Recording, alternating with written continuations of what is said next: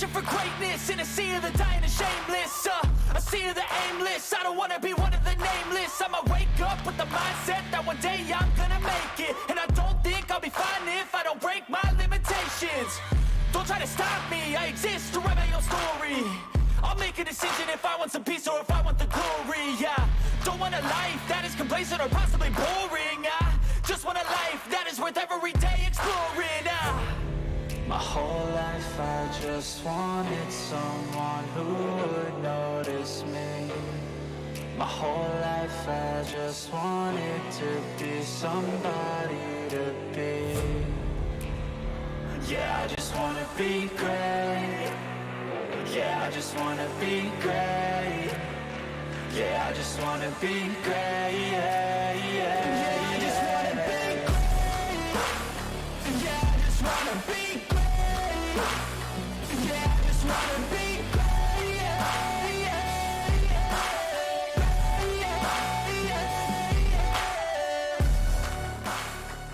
yeah. Live from Phoenix Raceway, we get ready for round number 4 of the Sim500 NC811.org Cup Series, as we are virtually on iRacing on a pretty big night.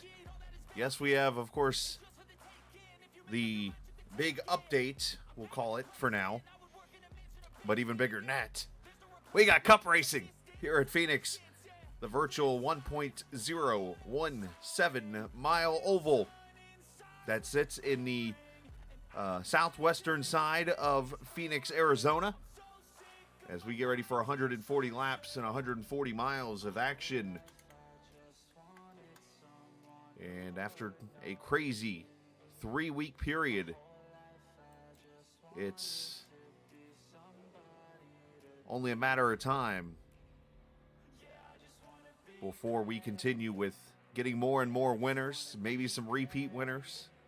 But we're going to be on track here and getting ready to rock and roll. Of course, I'm the captain, Chris Scala. With me, Kevin England, as we get ready here at Phoenix. The traditional track temperature and stuff, 78 degrees, 55% humidity, partly cloudy skies, and 2-mile-an-hour winds. That part is normal.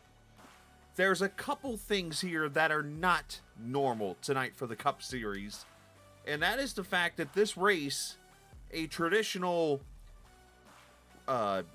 fixed weather race in iRacing, is done on May 15th. I'm going to pull up the weather over here to the right of the screen. You will notice March 15th.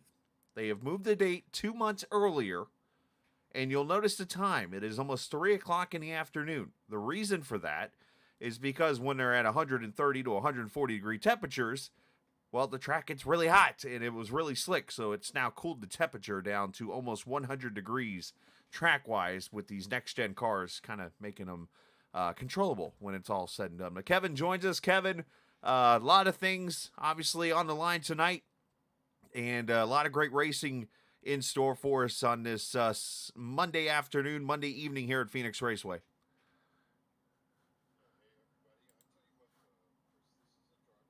It's really in the hands of the driver to execute every single lap to get the best lap times. Got to keep yourself out of trouble on these restarts. I think this is going to be fun. You and I were trying to do the over and under on what was the complexion of this race, as we often do. Are we going to see a load of cautions, or are we going to see it run green all the way through? It's hard to say based on practice, but we'll see how that plays out. It's going to be fun to watch. As qualifying is on the track right now, the Trans Service number 58, last night's winner, Pedro Mojica. You see him shortcutting down to turn number 1 and 2. Obviously, shifting going to be the word tonight. You're going to see, you saw it last night in the Grand National car. Tonight, you're going to see it a lot more in the Cup cars. Wesley Donaldson goes to the top with a 45. Let's see what Mojica does here this time by. Yeah, wondering if these drivers are going to find the first or second lap to be the fastest. I'm guessing the second lap here, as Mojica right now has it. The guy I have my eye on is the 2 of Mike Kelly. He's got 2 poles in the last 3 events here as he comes off the corner to complete the second lap. See where he slots in. Is he going to be another pole? No, not 5th. tonight. Yep. Goes P5 as Chad Coleman is on a lap 44 for him. He's P2. Kelly's going to be probably disappointed in that run. But you know what? When he starts on the pole, it usually doesn't go well for him, in fairness.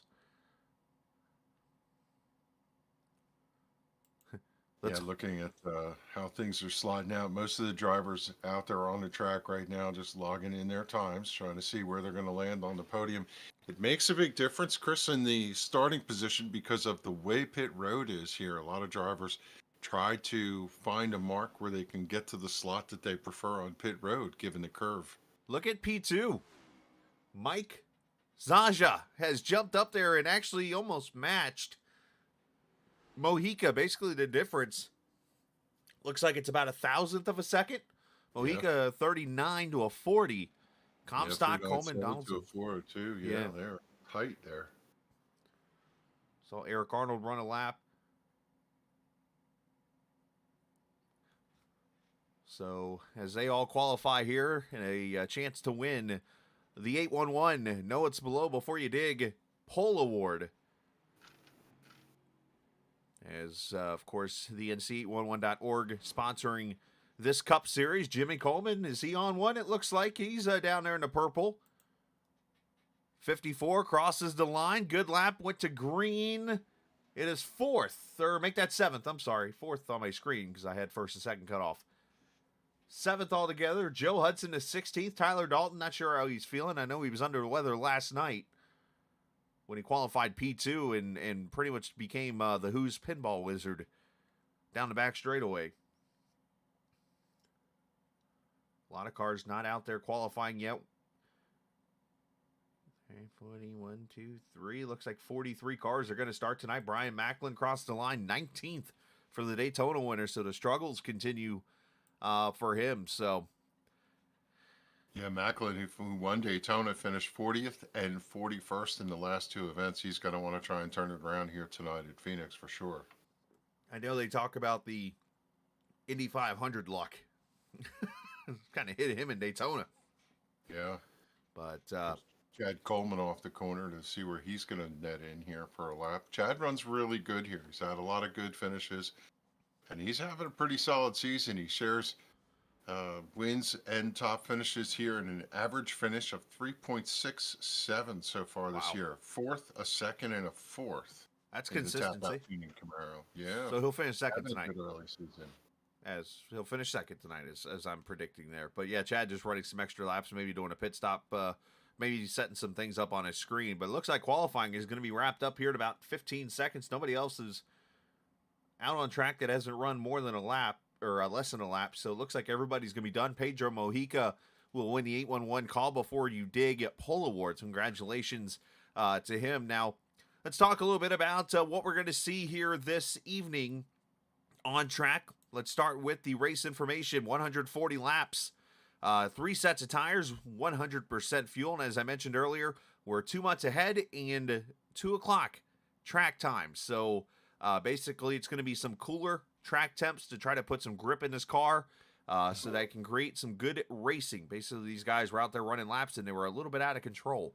So good call on these guys' part to try to look out for that guy. Try to get this set up good, which I think is a great call when you need to here. Yeah, tire's going to be a premium. They can run about 60 laps if we have that right. So that should be interesting as they work to lap 80. Then they know they're going to hold those tires. I think if you get a late race crossing, though, you're going to go get fresh tires. It makes that much of a difference if you got them.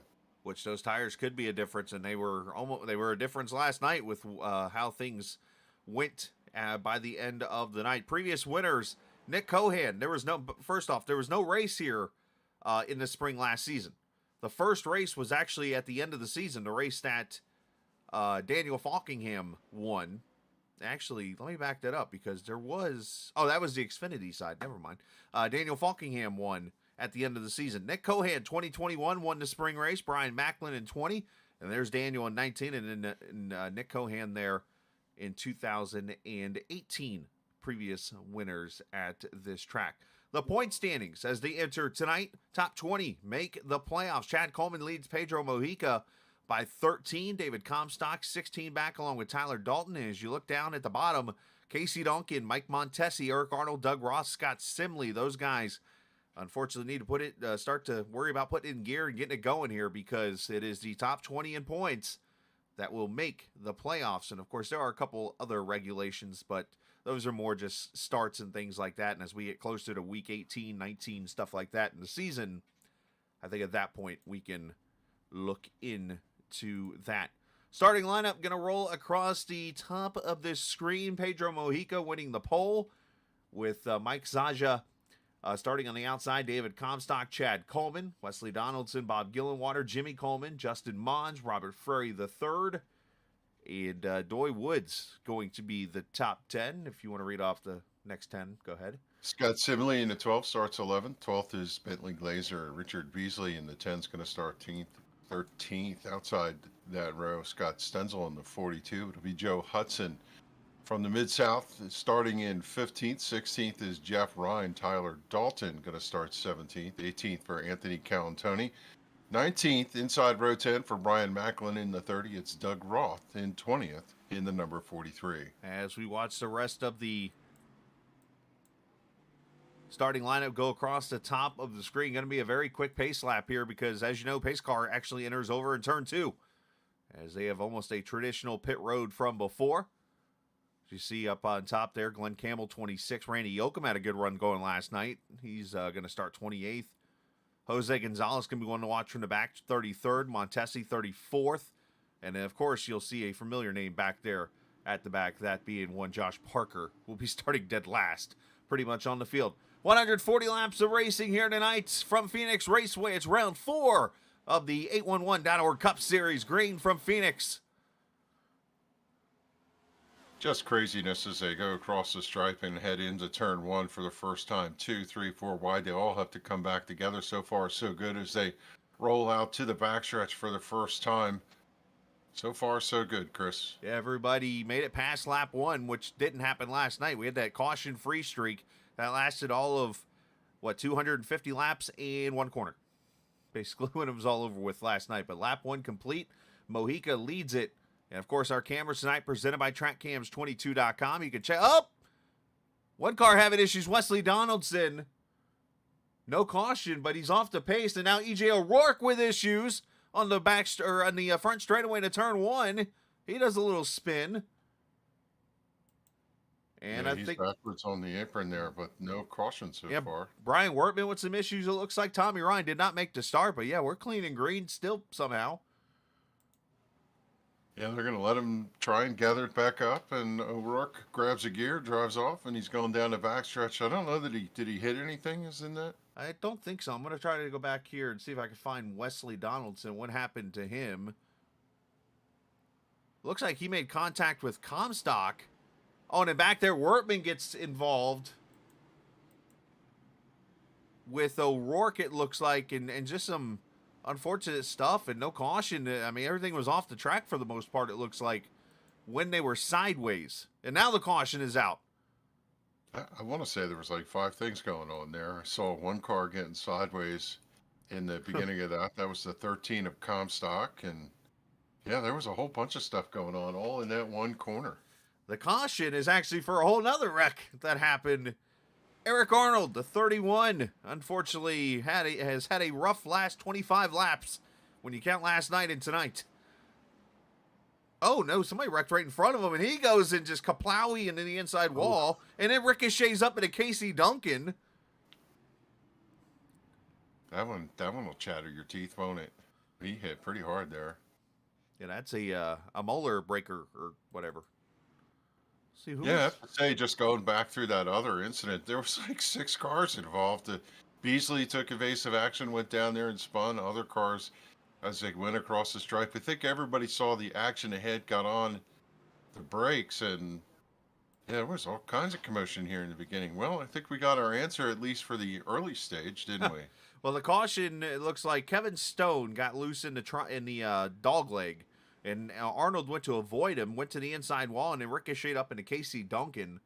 That's what happened there. And now we have a minute. Let's jump back to the Wesley Donaldson deal and see if It's we like can popcorn going off here. figure this all out.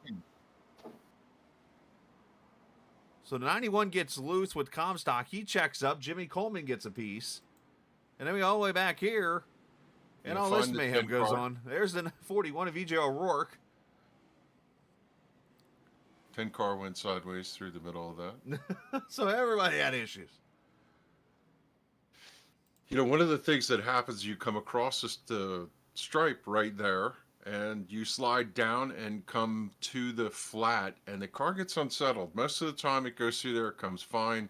You look for that white line where the blend line comes back up to turn number 1. Yep. Usually where that transition occurs, you can get on the track pretty smoothly, but every once in a while when you drop it down on the flat, car just yaws out sideways from you, and you're along for the ride. Well, it almost de-wedges your car, especially when your car gets lighter, as you said. So, yeah, very fair point to bring up there. I got the weather and stuff over on the side there. I'm actually going to make this a little bit bigger for everybody to see. So stand by a second. Working my quick magic. There's another aspect to this, too. Oh, it's too big. Sorry. Cold tires. Yes. You know, they're cold tires. They got to run some of these temps up to get the car to get a little more grip. There you go. Working on it. I'm just trying to slide it over now. Everybody's watching my magic. There we go. Ta-da for everybody. Track temp at 96 degrees right now. If anybody ever wants to learn how I use this SDK, reach out to me and I'll help you. Pretty easy. Anyways, yeah, first caution out here. Let's see if we get one to go this time. If not, I want to get a quick word with her. We do get one to go, so. Yeah, last night with 134, which, again, you did run that on the default weather, which was May 15th. This is March 15th, so we're technically still in the spring. Spring has sprung in Sim500. There's really no great strategy. I feel like when you're stuck on the outside for the restart coming off the corner, you just have to kind of mind who's inside of you, hope they don't get loose. You're kind of boxed in. When you're on the bottom, though, you're so many different lanes to pick from, but you're working on concentrating to get back to the racetrack so you can get a good entry into the corner and carry that momentum. It's treacherous on cold tires down there on the apron. We see some of those guys do that Kyle Busch move. I don't know. In this temperature, it might be a little easier to do. And we'll see. Inside line gets a really good jump with Pedro. Green flag back out, lap number 8. As we go to the drone for the restarts here to watch them spread and fan out here. Yeah, Kevin DeBrown was down there by the fence at some point, but he pulled it back in. Bentley Glazier rolling that top side, get it rolling. Outside 3 wide. Clear Scott Simley, and now outside Kevin DeBrown there. It's back at the 10th position. Justin Mons in that battle also. We've not talked about how hard it is to pass, so you're going to try and get all that you can here on these restarts, because once you get in line... Oh, around goes Hudson. Yeah, they went down, no caution yet. No caution. Randy Oakham tried to squeeze through there. Gets a little contact, but again, off the track.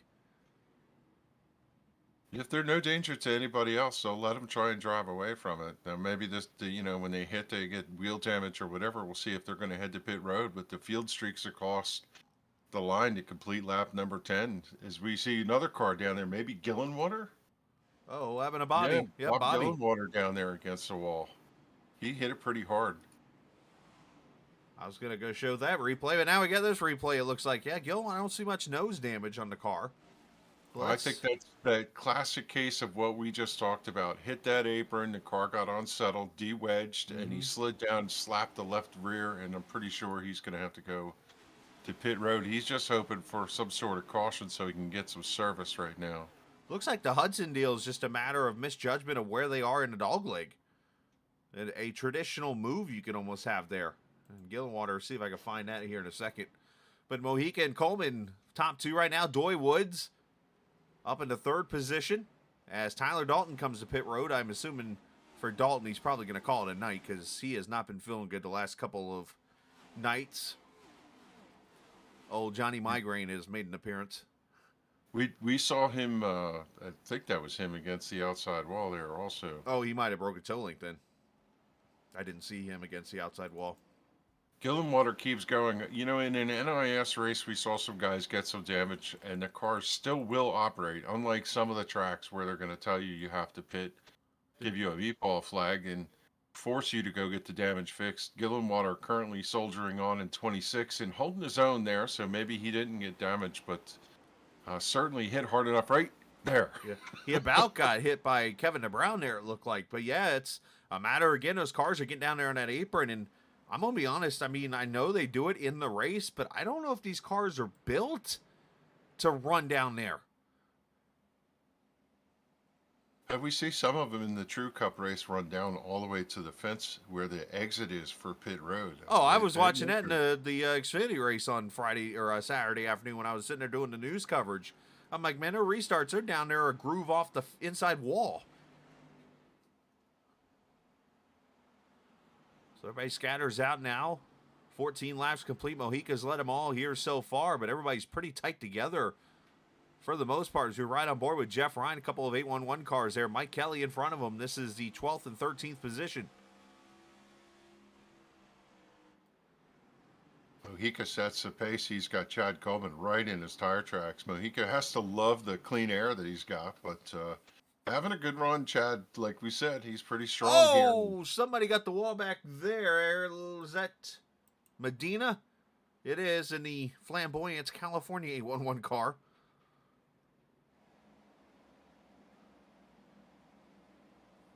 A little early to predict this, but have Joy Woods running. Oh, ouch. Misjudgment of where Running third Gillenwater. He misjudged Gillenwater there and got in his side. Again, you got to be careful. You can turn into a corner, but you got to be careful. Know where the guy is ahead of you or to the side of you.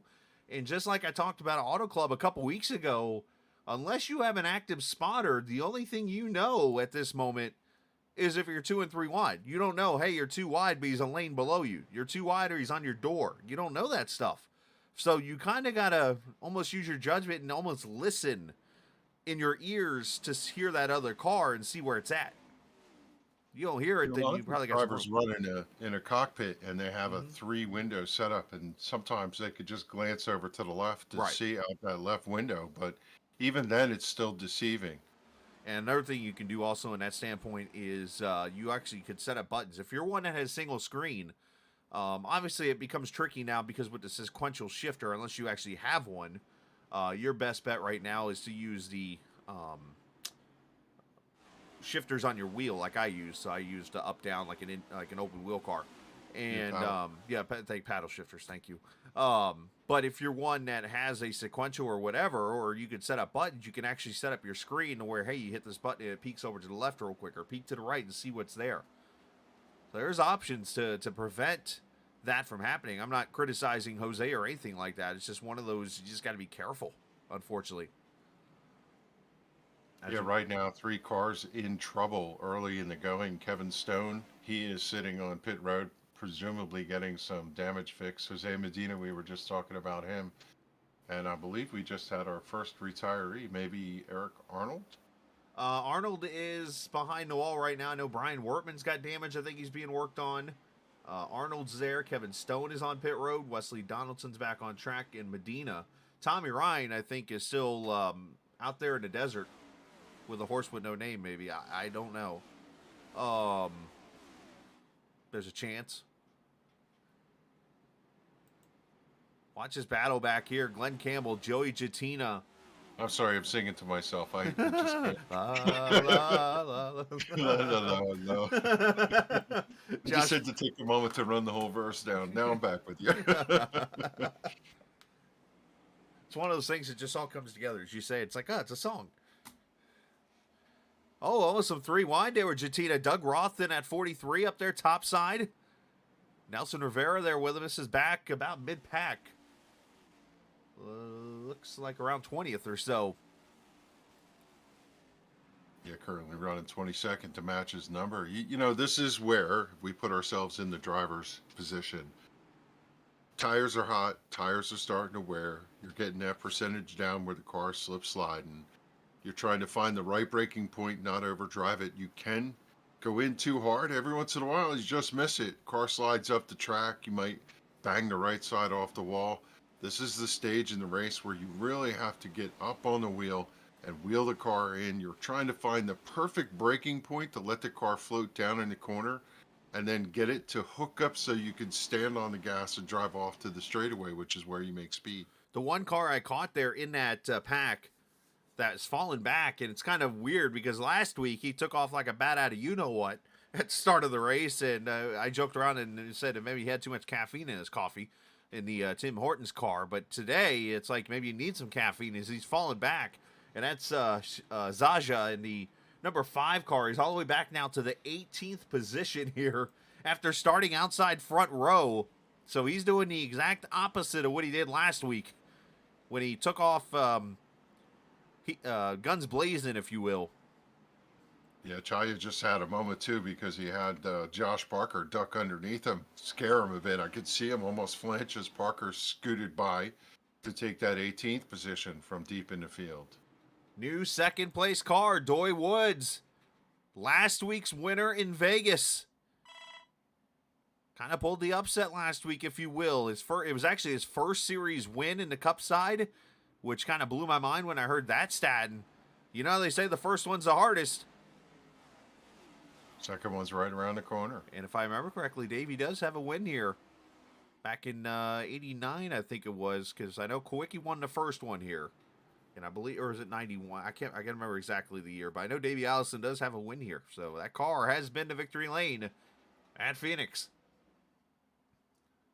Got a run for 5th here is Scott Simley. Got a good run out of turn number 2. Down the back stretch underneath David Comstock. He's going to slip into that position as they cross the stripe. Comstock slides back in behind him as pressure up front for the lead here. Doy Woods is coming. He's about a half car length closing up to the back bumper. If he sizes up this 58 like a juicy peach, I think he's looking for a lead.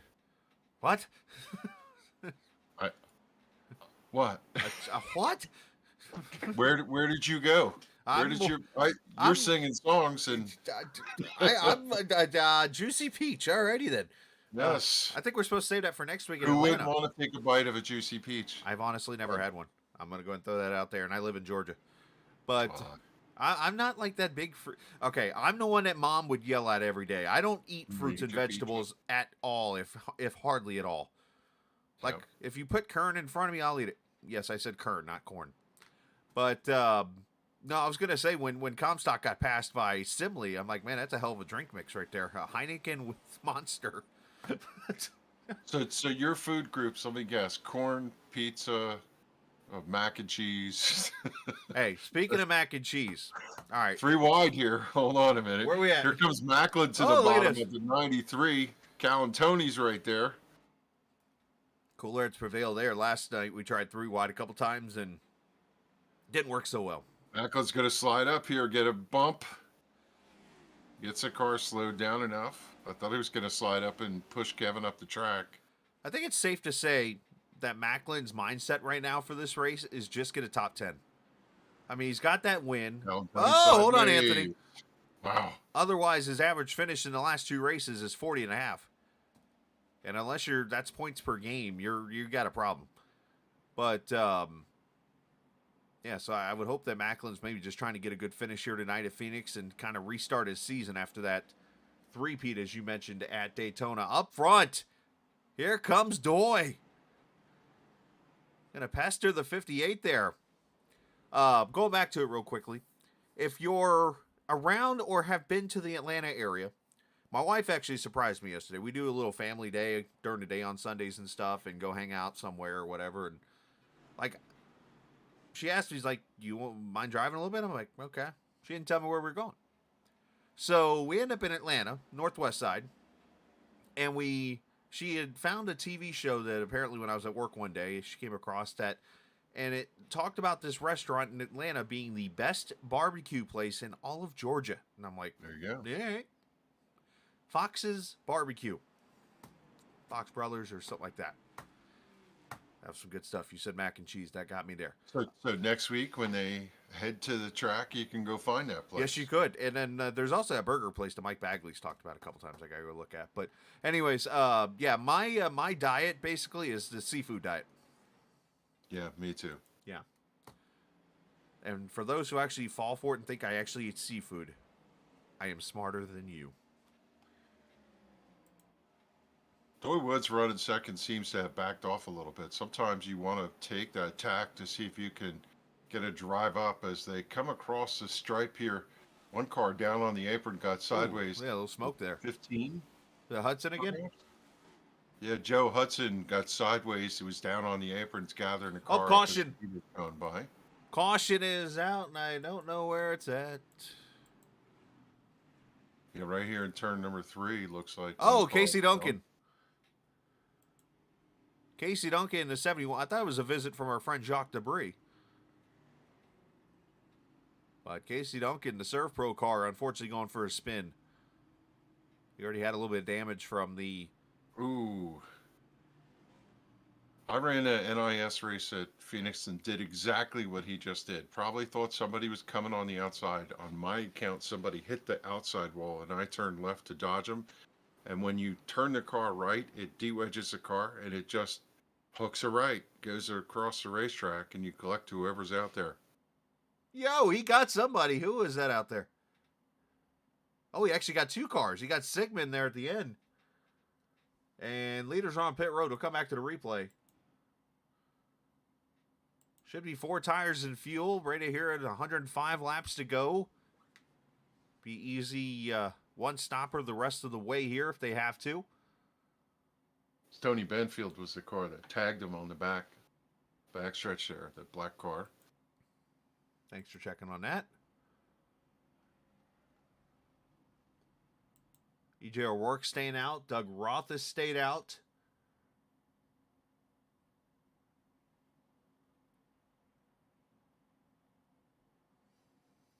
I'm waiting for the race where you're going to have somebody lead every single lap, a la Jeff Burton. I haven't seen that type of thing, have you? Well, in fairness, Jeff Burton won that race. It was a restrictor plate race at New Hampshire because everybody was scared of the stuck throttle deal that unfortunately killed Adam Petty and Kenny Irwin.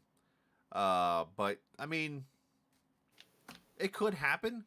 I think the way it would happen is if somebody was so fast. I mean, you'd have to, like, pull a Daniel, if you will, or a Pedro here. And you would have to lead every lap and have such a big enough lead that you're the last car to come to pit road and still come out in the front.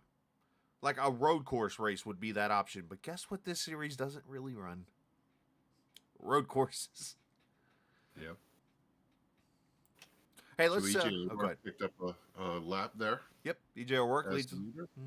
Good call there, Kev. Let's step away real quick. We're going to hear from 811 as you're watching the North Carolina 811.org Cup Series here on the Captain Esports Network.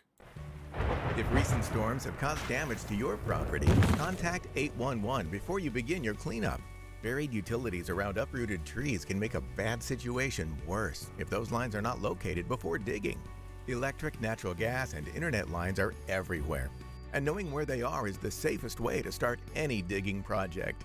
Call North Carolina 811 by dialing 811 or by using single address ticket on NC811.org or the NC811 app. All right, back we are here at the Phoenix Raceway. Caution number 2, out lap number 37. Gives us a chance. I think Kevin ran off or something to... I'm just kidding. Kevin is back from his run up the stairs. I think he went up to hit somebody with a snow shovel or something. Anyways, let's see. We got one to go this time, but I was going to bring Pedro up here and have a word with him, but he's got another problem, and that's in front of him right now. EJ O'Rourke has stayed out. Now, EJ pitted at lap 4 at the first caution, I believe. Maybe to get some damage fixed or something. It's weird. His pit time was all of 1/10 of a second. So if you lasted on pit road that long, that's pretty impressive. Pace car is pulled in. EJ's down on the bottom of that personal comfort, number 41. Hey, appreciate the viewers, by the way, watching tonight. I saw us hit 20 at one point. We can get back to that number. Tell some friends. Come watch. Enjoy Sim500 Racing here on the Captain Esports Network. As O'Rourke brings them into the restart zone. And back to the green flag we go. Good restart for him. Yeah, got a great jump there. He's going to be able to lead going into the corner. I would have thought Pedro would have got him from the outside, but I'm sure he's going to work on him here as he goes to the backstretcher. Work slips up. Here comes Pedro to the bottom. Out of turn number 2, 58, P1. There's your new Go back tires. to the point. 3 wide back at Richard Beasley there.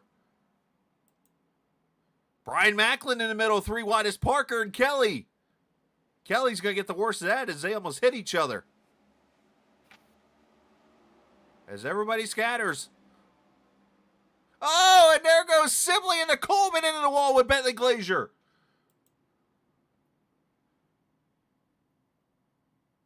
Yeah, that's a mess. There's a bunch of different things going on there. Again, one more time, Jimmy Coleman really took a big hit, but there was one car down on the flat also.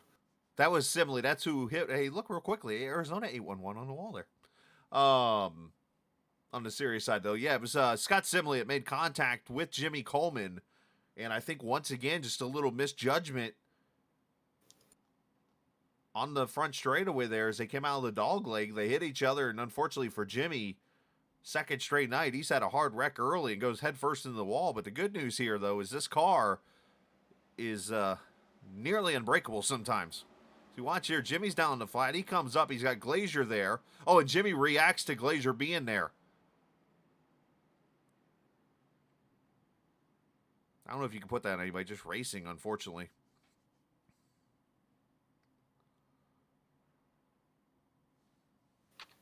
Wow, it's just a tough break for the 54. Had a good run early. Was running in the top 10 for a good majority of the race there.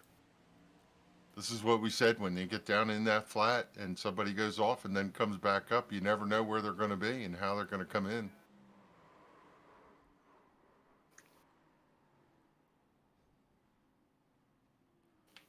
The interesting thing I just caught out of that is, let's watch this again as he comes out of turn 4. Noticed the gear that Jimmy Coleman's in the whole time.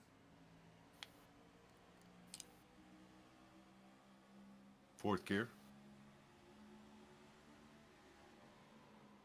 So he was probably going to take that straightaway in 4th gear all the way through, which is interesting because that would mean he's probably in 4th gear the whole entire time here. Yeah, a lot of drivers don't bother. They just stay in fourth. They don't want to be shifting. It's difficult enough to try and find the entry of the corner and the braking point without having to shift. Well, the one thing that's different, though, about iRacing compared to real life is they downshift those cars and somehow the car gets more grip to it. Where in this, I think it's still trained in iRacing to have the higher revs. It creates wheel spin in the rear, creates looseness. How they're able to work that magic, I'm not a pit crew member. I know nothing. I didn't even stay at a Holiday Inn last night, so I definitely know nothing. The drivers shift for different reasons. You go to a track like Martinsville, sometimes you could use the shift to slow the car down to make brake. it turn through the corner, and so there's different reasons. If the car is pushing and you're hard on the brake and you slow down too much in the corner, you'll sometimes downshift so you can get the drive off. But here on the restart, while you're coming up through the gears, chances are you're going to run to fourth and then not shift in this first lap or so, just to keep things. You're busy enough trying to figure out where everybody is in your vicinity there. Which is fair. I would just more expect maybe the max straightaway, which it is came off of, to be the straightaway. You would not do the shift in then, not the front stretch, because that's the longer straightaway, if that makes sense. So Bob Gillenwater on pit road along with others. That's just my opinion. Tyler Dalton, running 31st, is on the lead lap here. So he was running out in front of the leaders earlier. So he must have had damage to fix. Must have gotten the old ball of meat. This is a reasonable track to do a drive around. When everybody goes to pit road, you can stay out there and then hope for a quick caution and come back into the lead lap, or at least get a lap back. It's hard when your lap's down because there tends to be a lot of people who are lapped, and unless you're racing for the lucky dog, you got to look for those opportunities every once in a while. As Mojica and Doy Wood's going to bring him back to the restart. Chad Coleman's up there at Comstock, and then O'Rourke, who's still got the older tires there in the 5th position. And then Brian Macklin, Scott Simley, Mike Kelly, Josh Parker, And Jose Gonzalez, the two biggest movers in the field, are your top 10. This is fixing to get interesting. Oh, it's been interesting from the start.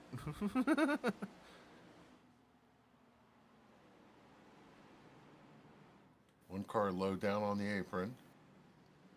And now he's blinking out, or all that forward, one of the two.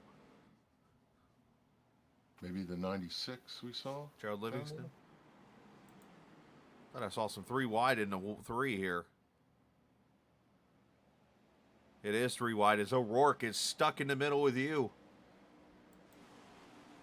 Steelers wheel. Thank you very much. You're welcome.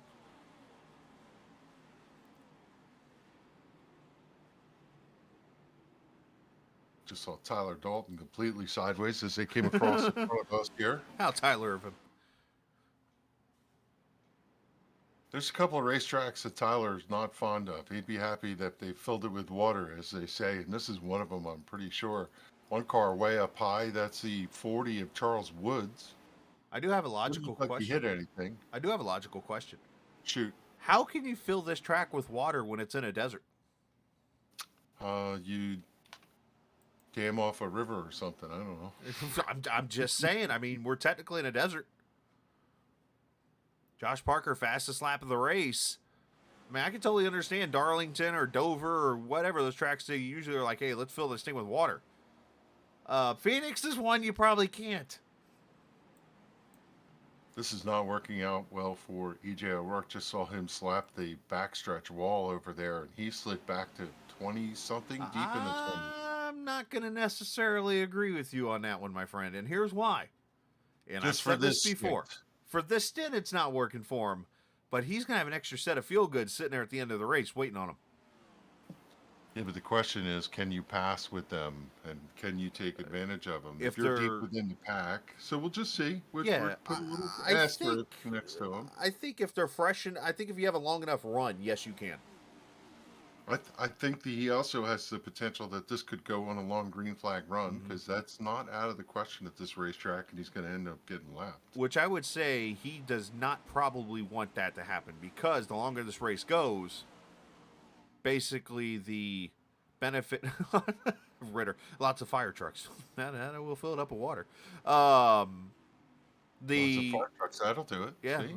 the Where there's a long, will, there's a way. right? I don't know if it will, but anyways, there's where I'm going with this is basically the longer this run goes, you've only got 2 sets of tires right now to work with if you've been in the pits to get tires.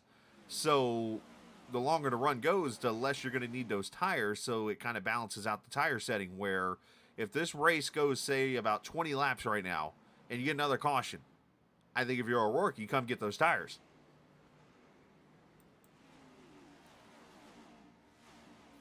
Yep, I guess we'll just We'll have see. to We'll see. watch.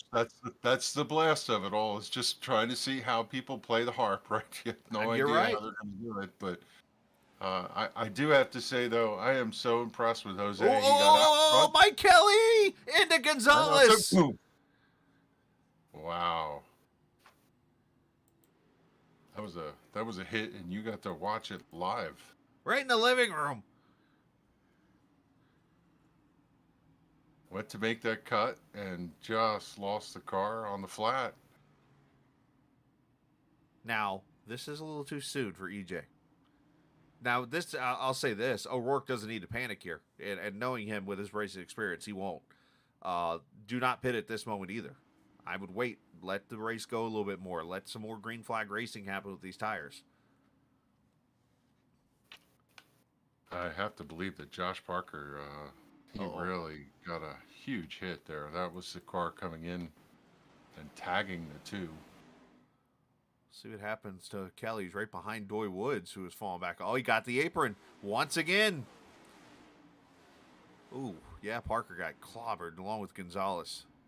If you think about how that shot just played out, you could see that for like 2.5, 3 seconds, he was sliding across the track thinking, oh, man.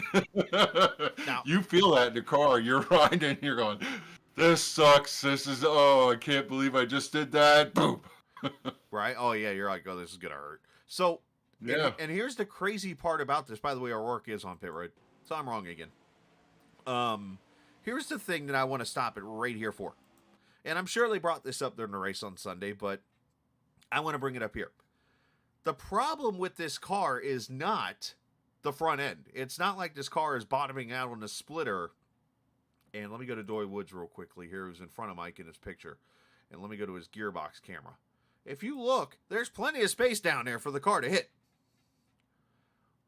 The problem we have is, let's go to the car behind Mike Kelly, is the, I about called it defibrillator. Diffuser. Clear. Not saying, thank you. Is that diffuser right there. So that is what's hitting the track and causing the car to lose balance here.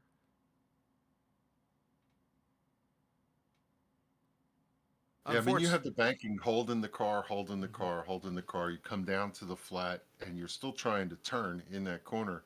Puts all that pressure on the right rear, right rear, right rear. And then all of a sudden the car rebounds and it comes back to the left rear. And Right. the left rear was doing no work. And it just doesn't connect. And you have that swing kind of putting that pressure and just never grips. All right, let's talk to somebody, and that's somebody. Let's get Pedro up here as he looks to get his first win on the Cup side here at Phoenix Raceway. As he joins us now. Pedro, get a copy, buddy? Hey, I got you, Chris. Hey, man. So we didn't get a chance to congratulate you on the 811 Pole Awards. Congratulations on getting that. Of course, last night you weren't able to win the pole, but you were able to just kind of hang tight and work on the car and get it to victory lane. Tonight, though, you've led pretty much all the 55 laps, minus a couple. How are you feeling in your car, and what are you thinking here so far? I mean, I feel pretty good. Biggest thing is just keeping the tires under me. So just gotta keep doing that and try to keep this track position. That's really the biggest thing. Keep track position, keep the tires under us, and I think we'll be fine. Well, I would hope the tires do stay under you because, I mean, you're on top of the tires. But anyways, that's a whole nother story for a joke later. The car, obviously the setup, the changes, the time moved up 2 months, obviously a little later in the afternoon. Has it been a big time difference having a track temp of under 100 degrees instead of 100 in Mojave Desert? A little bit. Track's got a little bit more speed. It's got a little bit more grip, so stuff's going to be a little bit tighter. So that's good because it's definitely a handful on the hotter temps. Now, confirm with me real quickly. I'm not sure. Are you about to go green here? I got you. I'm like looking at you right now in your car, so forgive me if I don't know. Yeah, you guys are going green, so I'll let you guys go. Thanks. All right, buddy. Pedro Ojica. Let's get him to his channel. Team name as we go back racing. And he is green, hammer down. I literally was like, hey, maybe I ought to check if they're going green. We were on board looking at him, and I'm like, I think maybe they're going green here. I crumpled up a piece of paper and threw it at you. I'm waving over here. Come on. Oh, that was you? Yep, that was me. Hey, if you're going to throw some paper at me, make sure it's like ice down or something. So wasn't Macklin involved in something just a moment ago? Here he is running 6 underneath David Comstock. Well, he had the 3 wide, and now Campbell and Stenzel into the inside wall. Once again, the dogleg bites. Everybody is just misjudging that corner. It's exactly what is happening. People are assuming that they're going to go to the apron. One decides not, and it's turning into catastrophe, unfortunately. What I think these guys need to do, unfortunately, and I'm not one to tell these guys what to do because they're pretty daggum good at what they do. As more contact. But the way this car's been acting on the apron, if I'm a driver, I'm not going down there. So knowing that in my head, I have to put myself to think Kevin England's not going down there. There's speed down there. Come on. There is speed down there, but you're going to risk wrecking your car for the speed. So my point to that, speed down there. My point to that is I'm not going to assume Kevin's going down there. Like right now, you see only a couple cars going down there. Yeah, so I'm going to give you room in the dogleg. Like I'll move up to the middle of the actual dogleg to make sure you're gone and like clear of me or something. What surprises me is when you turn down there, there's a sweet spot to turn in and hit the apron the right way that doesn't unsettle the car. And like I said, you look for that white line. That's where you want to come back into the racetrack. And they just seem to be missing it. But in that case, Stenzel went off. And the 44 of Glenn Campbell, I think, had no choice. He went off. Stenzel clobbered it, and he's on pit road getting service. Right. Campbell just kissed it a little bit, and he's currently riding in 30th right now, nursing his Trans-Service GT, just trying to make time. I'll say this. If it's lap 135 of this race and we get a restart, I'm going all day long to the apron. Lap 61, nah, I'm good where I'm at. I'm with you. I think, although every once in a while it just seems like s'mores at a campsite. You're just going to be down there and get a taste. I'm bringing the Hershey's. How about this quiet run from Chad Coleman? What a season he's starting to put together early on here. You know, he's always, from an Ironman, one of those guys that is hit and miss during the season sometimes, but right now, man, he's showing these guys he means business this year. Well, he's the points leader. He's led the points for the first couple of weeks here and has done a fantastic job. Of course, he had the little bit of a back issue last season, and he's come back, and he's had some top 10 runs over on the Grand National side and here on the Cup side tonight, doing well. His caution's back out, and this one's got Mons involved, Richard Beasley, and this one's actually over in the back straightaway area. I see Mons in the foreground, or background, I guess that would be. And yeah, just looks like car broke loose and that telltale wag. Ooh. You know what's funny is I'm not even driving the car and I could feel all those hits. Higman Jr. got in there and whacked him, and I go, oh! right? Because I know what it feels like. You've driven these cars enough to know that that's a pretty substantial whack. Let's show it Kevin again here. Brown might have got a piece of that. Actually, you got to go in Kevin's car and look at what he did. Oh, jeez. Oh, and then Ad Calantoni gets a little piece of it. Add the 60 of Higman, as you mentioned, and yeah, Kevin goes swerving through there. That might be one of those deals where maybe you wonder if Mons is carrying too much speed and has too much wheel in it at the same time. Because you got to remember, think of when you're... He's got some cars on pit road again here. When you're... He's loose all the way through the center of the corner. Oh, yeah. He got on the gas a little too early, it looks like, and the car just never connected as he was rolling. That's fair.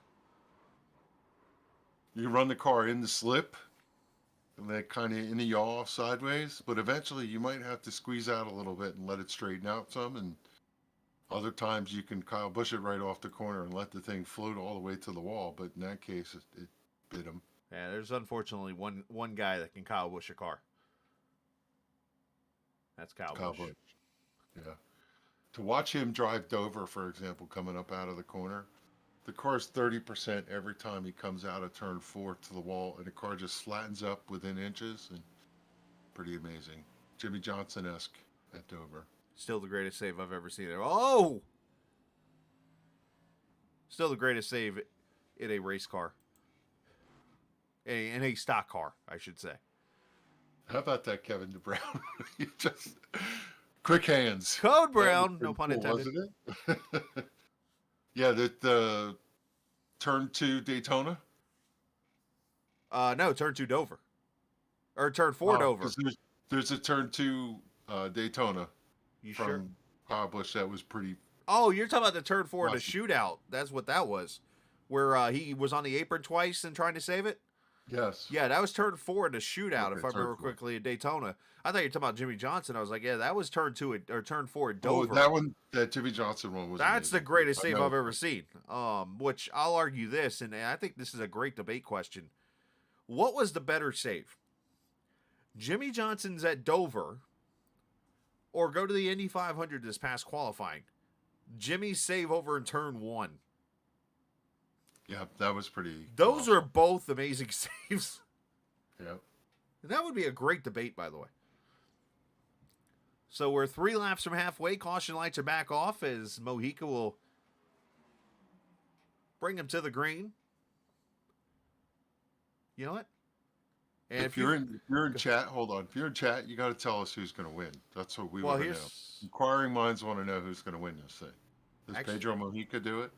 Oh, wait, I can't do it on this one. It's on YouTube. Never mind. Yes, You're watching on YouTube. We want to know. Who is your pick to win? Or AKA, who are you cheering on? Because that's basically who you're going to pick. All right, pace car is in. We're going to be quiet here for a second. Let the restart rock and roll. And it's our chance for you to turn your volume all the way up to make your neighbor mad and turn it up. Presented by FrontStretch.com.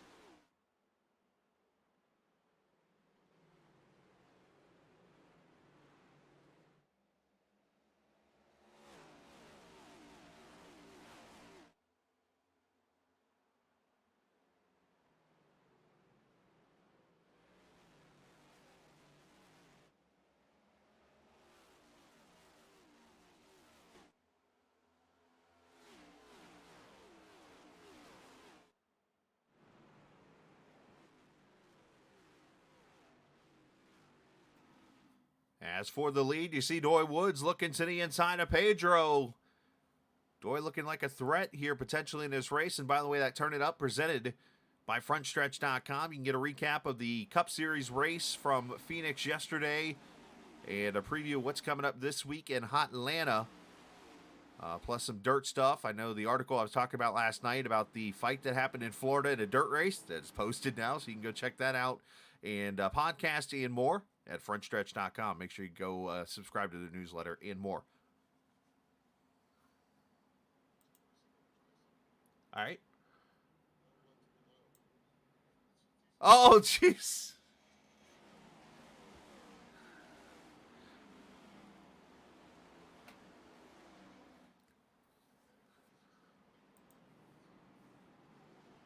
Yes.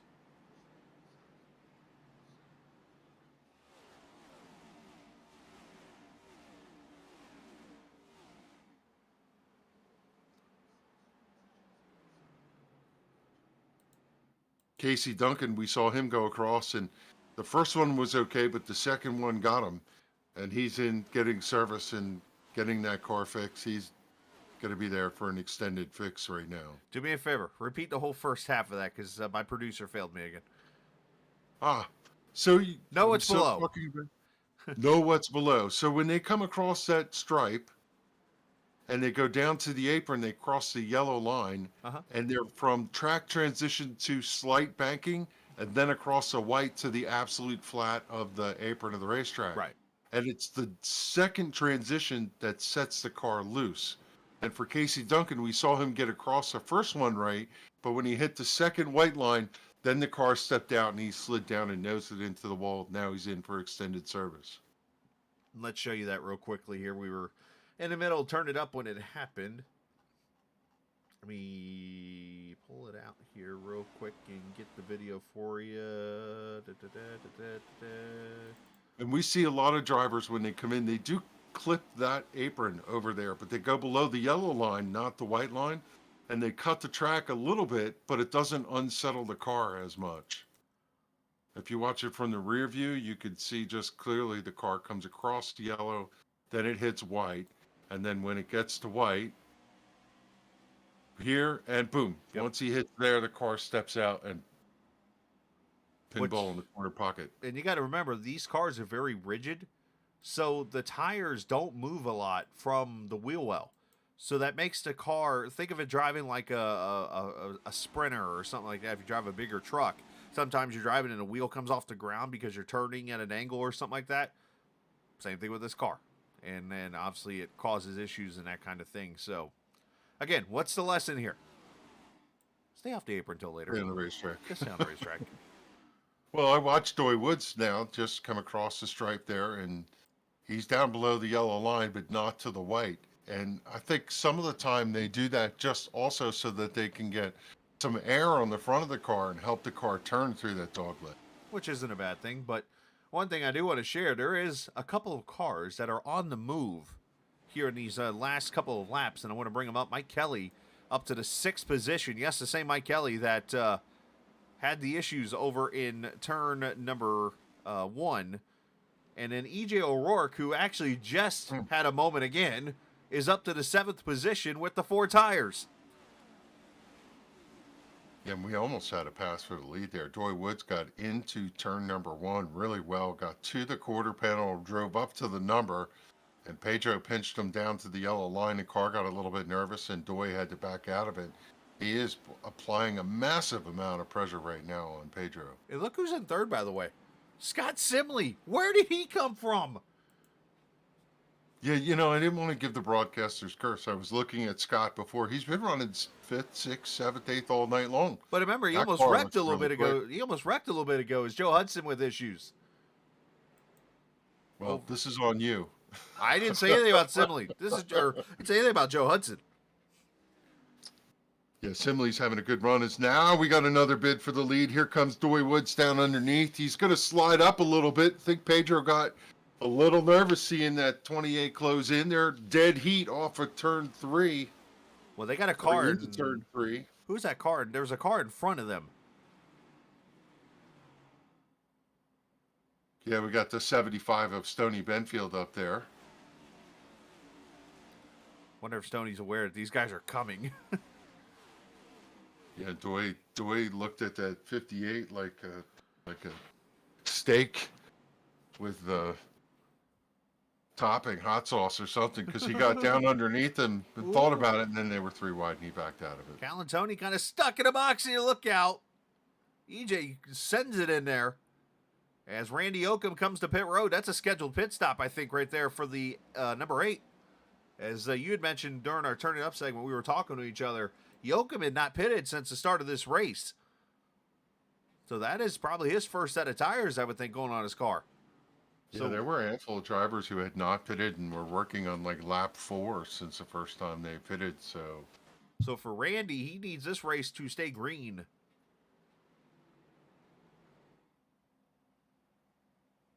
Yeah, I don't know. I think I would have tried to find some spot where you could have pitted, but I think he's going to be in a fuel situation also, right? Unless he pitted for fuel He should be somewhere good to on go there. here, I would think, because he went almost 80 laps there. So he's probably good to go on fuel.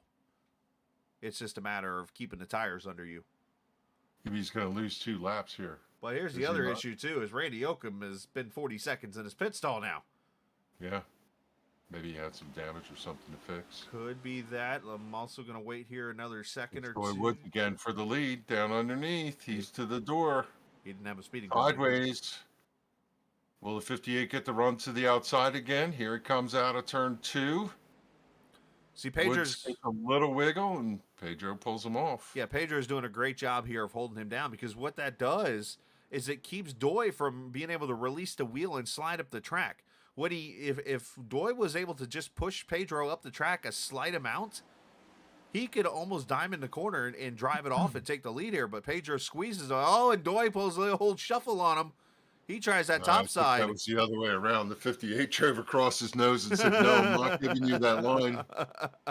This is bringing Scott Simley to their back bumper. He's right there and making a 3-car contest. And look who's taking 4th right now. Brian Macklin inside his comp stock. Here comes your Daytona winner all of a sudden into it. And Macklin has the freshest tires of this whole bunch.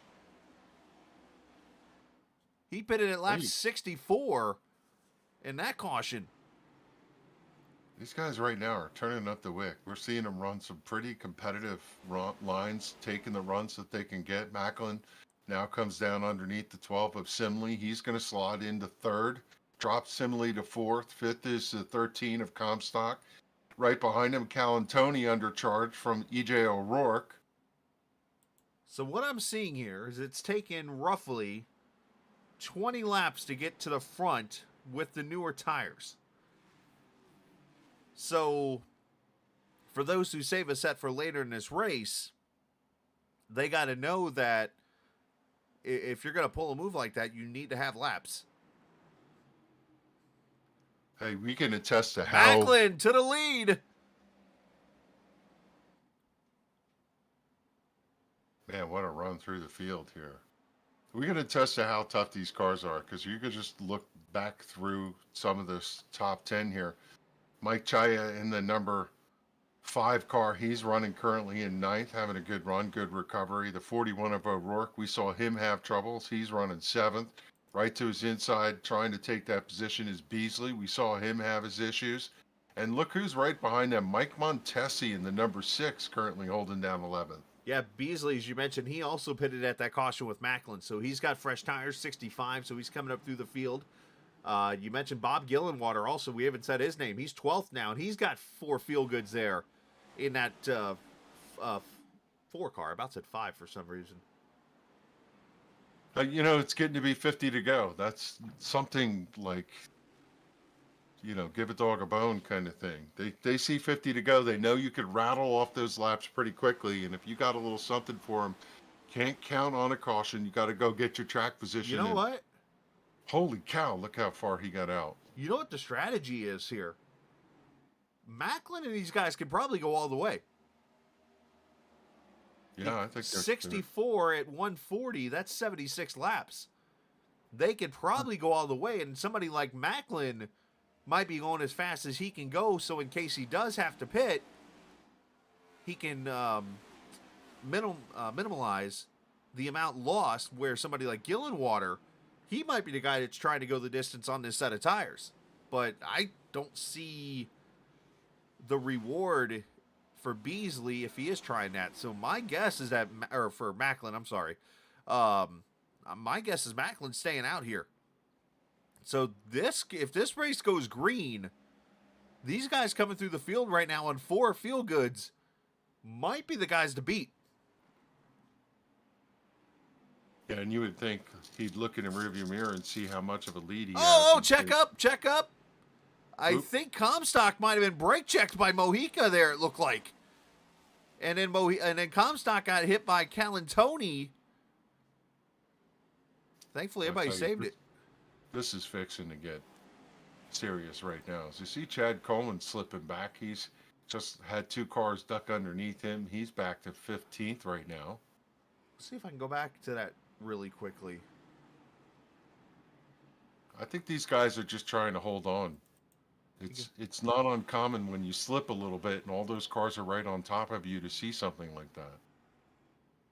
See, what in that lap? Robert Priory III's coming through here in the 77. He's currently in 13th and making a little time catching this lead group. All right, so let's watch here. I think it happens this lap. Watch the 58 of Mojica here. I don't know if he gets loose, but it looks like he almost just... I don't see a reason to do it, like Comstock wasn't on him or anything here, so maybe he just gets loose. But right here, parks the bus in the corner, and Comstock about runs him over. It wasn't that lap, because Calantoni runs Comstock over pretty much, so unfortunately unable to find it for you guys, so my apologies. But either way, Dory Woods up to second, by the way, as he did get around Mojica, who is falling back. Could have clipped the apron. Maybe, yeah. But Mojica almost parking the bus now. Tell you who's not having a good night is Jose Gonzalez back there in 28. That car is just nothing for him tonight. He's apparently not fond of Phoenix, because typically he'd be running up there somewhere in that top 10. And there's Macklin now out to a 2.5 second lead almost on Woods. Mojica third, Comstock, Calantoni, and then Richard Beasley up to the 6th position And then back here comes Bob Gillenwater. And meanwhile, it's like 2 cars, and then you got a whole entire wad of cars. Joey Jatina on pit road. So was the 18 of Bentley Glazer. He was another one of those cars that needed to make a pit stop. Now, for those who pitted at lap 35, this is 63 laps. And with 40-something to go, this might actually be a scheduled pit stop for these guys. Could be, as here comes a 14 out. As for Jatina, yeah, 14.3, so he's out of pit road. Leader comes across the stripe to complete lap number 98, now working 99, and we've got one sideways in front of him. This is going to be a yellow? Not yet. Somebody's spinning out, as you said. I don't know who it was, because your mic cut out, unfortunately, for a second. Yeah, Josh Parker in the 81 was the car Parker, that went yep. out. And we stay green. I'm sure Macklin was like, dude, get off the track. Don't do that. He killed it. He really hit it hard. Oh, he got hit by Sigmund, it looks like there. Again, misjudging the dog leg. And Parker lost control.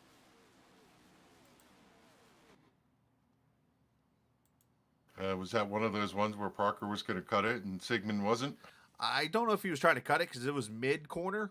It looked like Parker just went down and Sigmund was still there. Yeah, Macklin now has a couple back markers in front of him. He's got the 15 of Joe Hudson. He's going to slide down underneath him.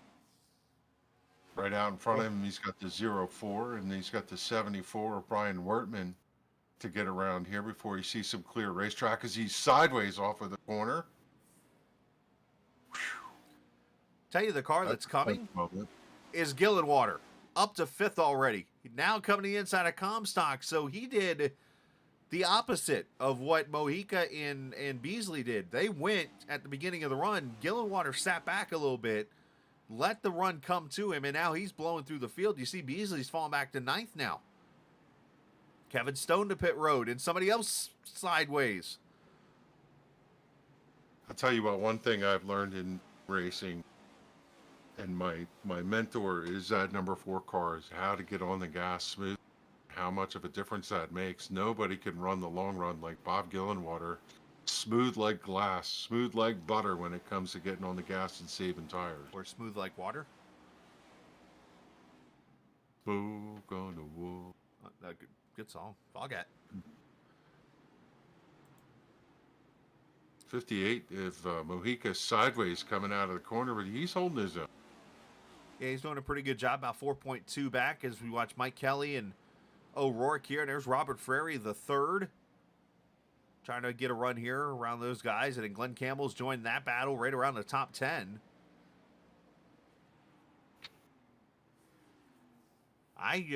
The more this race goes, the more I'm liking this move by Macklin, Gillenwater, Beasley. And you look like somebody, Pedro Mojica currently holding down in that 3rd position. He's led 86 laps here tonight. Has had the fastest car, been out front all night. And could he potentially get beat on strategy? Somebody got the wall there. I think we're going to find a caution. What if I can't imagine we're going to go all the way to these guys are slipping and sliding on these worn tires. Are you trying to pull reverse psychology, or are you being negative, Nancy? No. I'm just stating facts. I'm doing my Larry Mack, man. Trends of the race. Trends of the race. Hey, real quickly, I do want to send a shout out, and I don't know if he ever listens to the broadcast or whatever. But the guys who put together, who actually run Sim Racer Hub, I know it's originally Dan Lisa. Obviously, a lot of the leagues run that or work with Sim Racer Hub. It's basically a website that keeps track of points and stuff for you on the screens and stuff. They actually just did an update. I think it was last week. And it was actually pointed out to me by the other leagues I broadcast. The update added in some other kinds of stats, like quality passes, closing passes, and like little things like that are so cool. I just felt that moment when you mentioned points and stats and stuff like that. I'm like, man, I need to give them a shout out. So great job on their part. I know it's a thing that was recently, I don't know if they purchased it or just took it over or whatever, but they've done some great things with that page. So shout out to Sim Racer Hub. Yeah, pretty amazing utility. A lot of the times Yeah. when we are telling you the stats, it's coming out of the work that they've done. Pretty from- much. yeah. Oh, another car side. Was that Beasley? Yeah, Beasley was all kinds of sideways through the dog leg there. He's able to save it. And as you see, he's falling out of the top 10 now. And now he's 3 wide with a couple of the personal comfort cars. All right, so lap 35. We're at 109 right now. That's 74 laps. So these guys that have pitted at lap 35, Doy Woods, Pedro Mojica, Scott Simley, David Comstock, Callan Tony, Frary, they're going to be on pit road in the next 5 to 10 laps. This is another, looks like a lockup maybe going into 1 and 2 there. Those cars are going to be coming to pit road here soon. And what they need is some help. Because that means they are going to, one car up the track. That's Frary.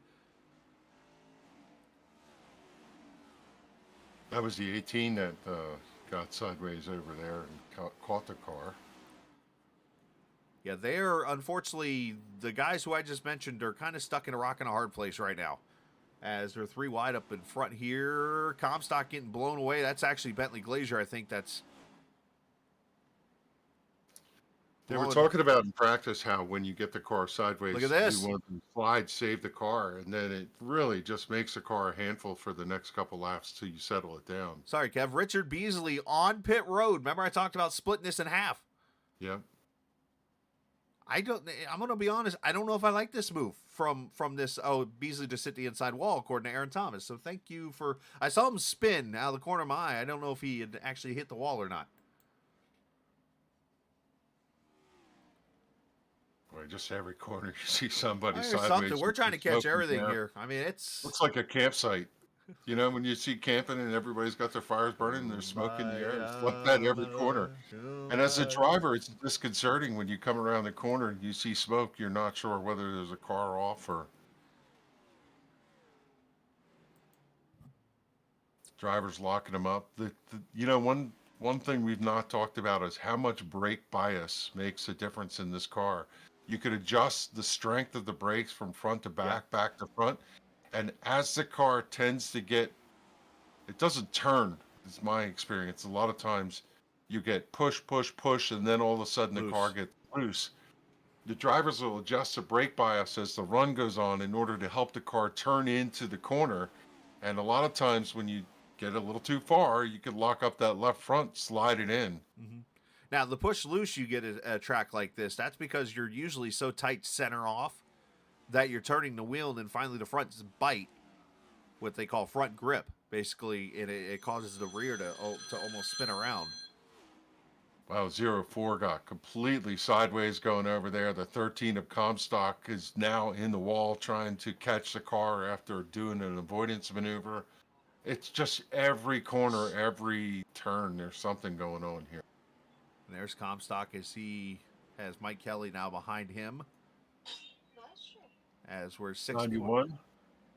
Wesley Donaldson on pit road. Donaldson is in. That's the first of the lap 35 guys. But Donaldson's been struggling. He was one of the first issues with the dog leg, if you will.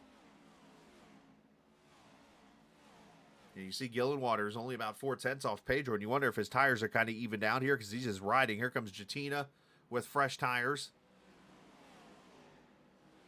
So I mentioned 5 to 10 laps, so it should be any minute here. We really start to see these cars come to pit road. And this is pretty much the only counter that the guys who pitted at 35 can do right now is run this thing long because they need the yellow. I have a question for you. Yeah. You're somebody like Gillen Water. Uh-huh. All these other guys in front of you, they've got to pit. You don't really need to pass them. So why wear your car out trying to beat on them? The Well, 30 has gone. He's probably used his stuff up. If we get a caution, 4 cars got more tires than everybody else and track position. So these guys are really hoping that sooner or later that these other cars duck in and give them the position that. No, I see your point there, but I think at the same time, a yellow comes out, you're coming to pit road. So I think Would you be out in front? No, absolutely. I agree with that 100%. But what Right. Gillenwater right now is in a spot, yeah, he's too far back. But at the same time, there's a part where eventually Macklin's tires might start falling off. And that's when Gillenwater goes and gets them. Right. That's what I'm. Yeah, I know. I see exactly what you're saying. So. Yeah, Beasley now in the 10, he's on the move. He's just driving through everybody. He went down underneath Charles Van Schuck, made that pass. And so anybody who's got fresh tires now, they're going to start coming through, which haves and have-nots make very interesting bedfellows here as everybody's just trying to hang on. As we're coming up 21 laps to go, is Mojica putting the pressure on Doy Woods. Right now we're 44 around. There's your caution. Yellow. Caution is out. Glenn Campbell. Wow, Glenn Campbell was going to pit road just a little too hot down there on the flat and locked him up, slid backwards into the racetrack, and because of the angle, dropped that yellow flag. Very similar to the caution we saw in the Cup race. 21, yeah. I saw a pretty cool meme off that, by the way. As 21 laps to go, caution comes out for Glenn Campbell. And the guys who pitted at lap 35 are probably all going to be sending money to Glenn Campbell. Yep. Or did somebody say Campbell's arm itches? I don't think so. Yeah, he that was did coming. not look like a. I'll be quiet. You know what I was going to say.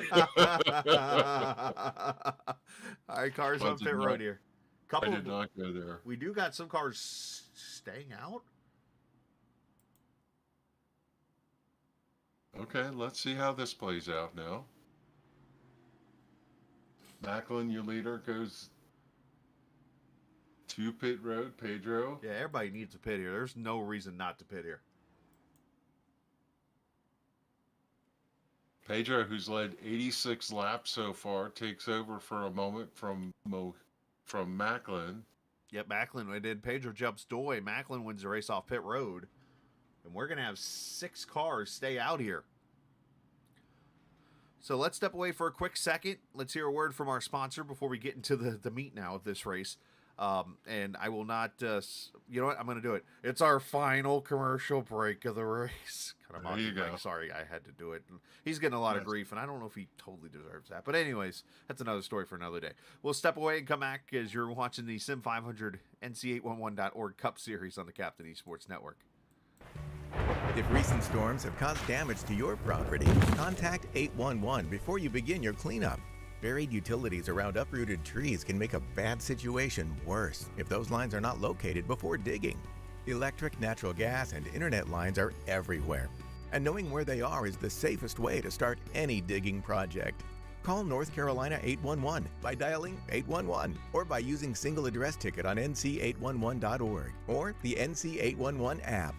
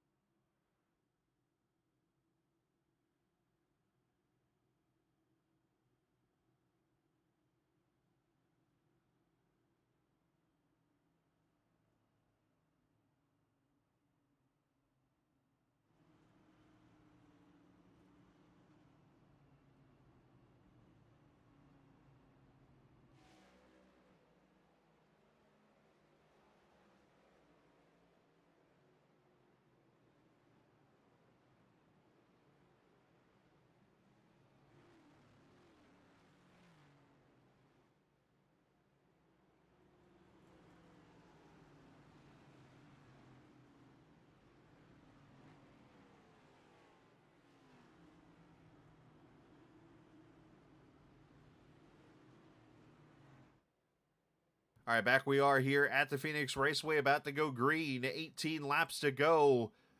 The tires are all pretty much even now. Gerald Livingston did make a late pit stop, but otherwise it is mano a mano with 17 laps to go. Who is going to pull out the victory here? Brian Macklin, Pedro Mojica, front row, Woods, Gillenwater, Kelly Comstock, your top 6. And Kevin Brown with a big start back there about the 4th row.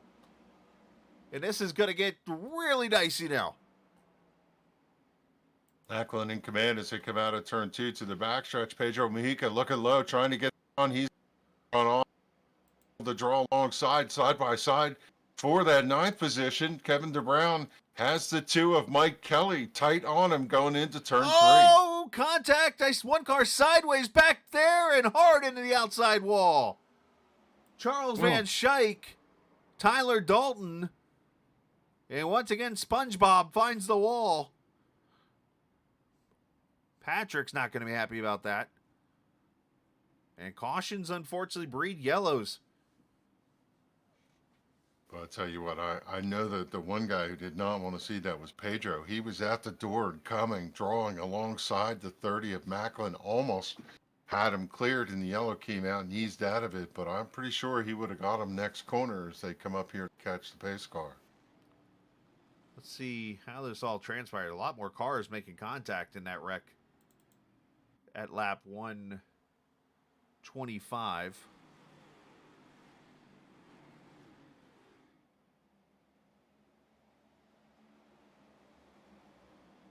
Oh, and there was actually another wreck. Kevin DeBrown, Calantoni. Montesi gets clobbered by Charles Woods. Oh, and more contact back there. That's one of the 811 cars. So there was actually 2 wrecks here. Yeah, pretty common when you have cars sliding around the racetrack, blocking the lane. You just no place to go. You lock it down, somebody tags the back of you, turns you sideways. Vintage Phoenix right there. Van Schaik knew he was, and you add the 42 to the list of that.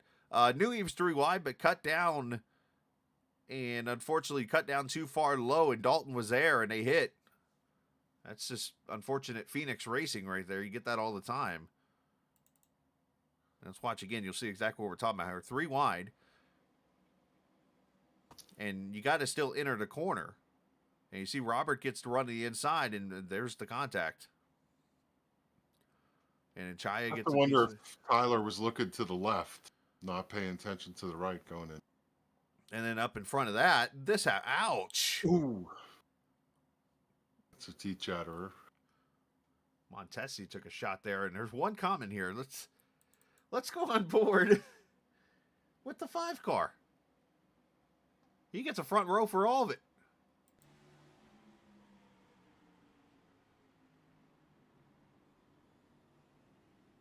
It's a little roughed up there. That's fine. And then here's this wreck. Where do you go? After the smoke? Like that? Wow. Front row for them both. That was a good one. That's the replay all in one right there. Pretty much. If you want to see how it all transpired there. Oh, man.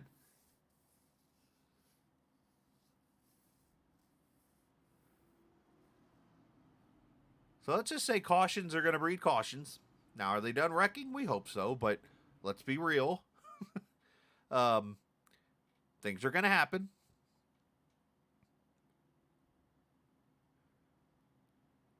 Trying to see, yeah, Justin. Look at Justin Mons up to 7th. Mons was involved in that wreck earlier. Doug Roth up to 9th. I mean, as we let's pop up the points real quickly as we entered this race tonight. See who's had issues and who hasn't.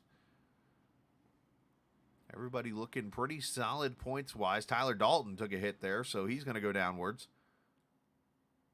Calantoni, Joe Hudson down there at the top 10.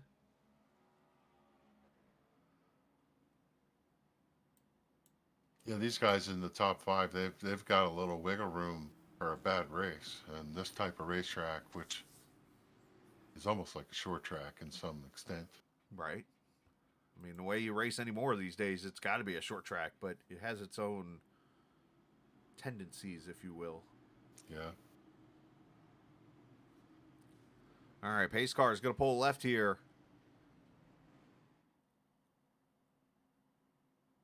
11 laps to go.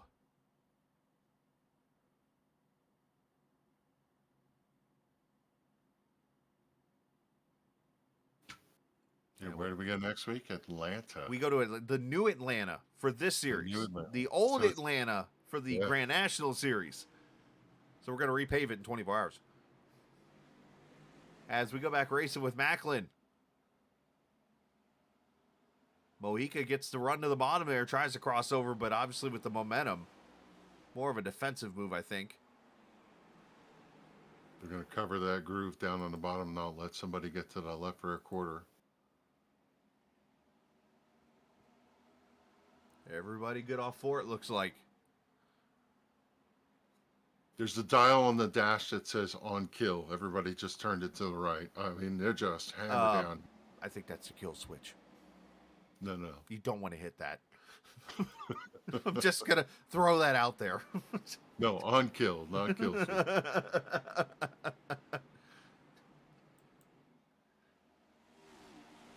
Now the question is, Pedro have something for Macklin? We saw how Macklin was driving through the field earlier with better tires. Now they're even Steven.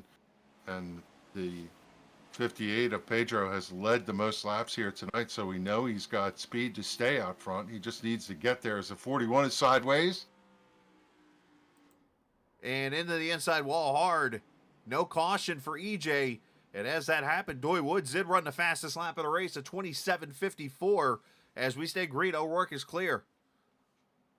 Laps are ticking down, 132 of 140. We're getting down to business here. Wood wants to get a piece of this. He's got to get up there and get to the back bumper of these two. Maybe when they start to tussle, he could find a lane through, as he's just about to make it a 3-car battle. 8 laps to go. Mojica got it down to 2/10, but Macklin's got that clean air. You just got to give a call to David Comstock. This guy is a top 5 machine, man. Yeah. He just is doing it every single week. If he could just find skosh more, he could whip off a couple different wins, because he is so close every week. And then to come back for the 2-car, 5th place, Mike Kelly, after being involved in some stuff. Bob Gillenwater, great run there in 6th. Coleman there in 7th. Doug Roth up to 8th. It's so hard to pass here, but you can see Pedro just sizing up this 30 car. You have to wonder if he's thinking back to the Daniel Falkingham finish of last year, and knowing that if he can get underneath going in that final corner, he's just got to stay in contact here. But this is Will where he use a bumper, Chris? this is where this car is different than the Grand National and the old Cup car. Remember the old Cup car, you had to get the left front in the air to get the clean air. This car, you get any piece of the nose out in clean air, it gets clean air. So basically, if Mojica does the move we've talked about a lot in past broadcasts of getting that left front just sitting out there a little bit, or even gets the right front up a little bit, the wake is not as bad, and he can get a run as they both diamond turn 1 and 2 here a little bit. It looks to me as if the 30's driving in a little deeper. The 58 is waiting to the center of the corner and driving from center off, and out of turn number 2, he's getting such a good run to the backstretch. You have to wonder if he can draw alongside. 4 laps to go. If Macklin can win this race, he might be on pace for a helter-skelter season. And what I mean by that is first, 41st, 40th, and then potentially first. As there was almost a wreck back there with Doug Roth. He and Mons almost got the wall together. Tyler Dalton to pit road. You just stay glued to this front 2 and wonder if any of them are going to make a mistake. The 30 car seems to be sliding up in the middle, opening the door for the 58 to take advantage.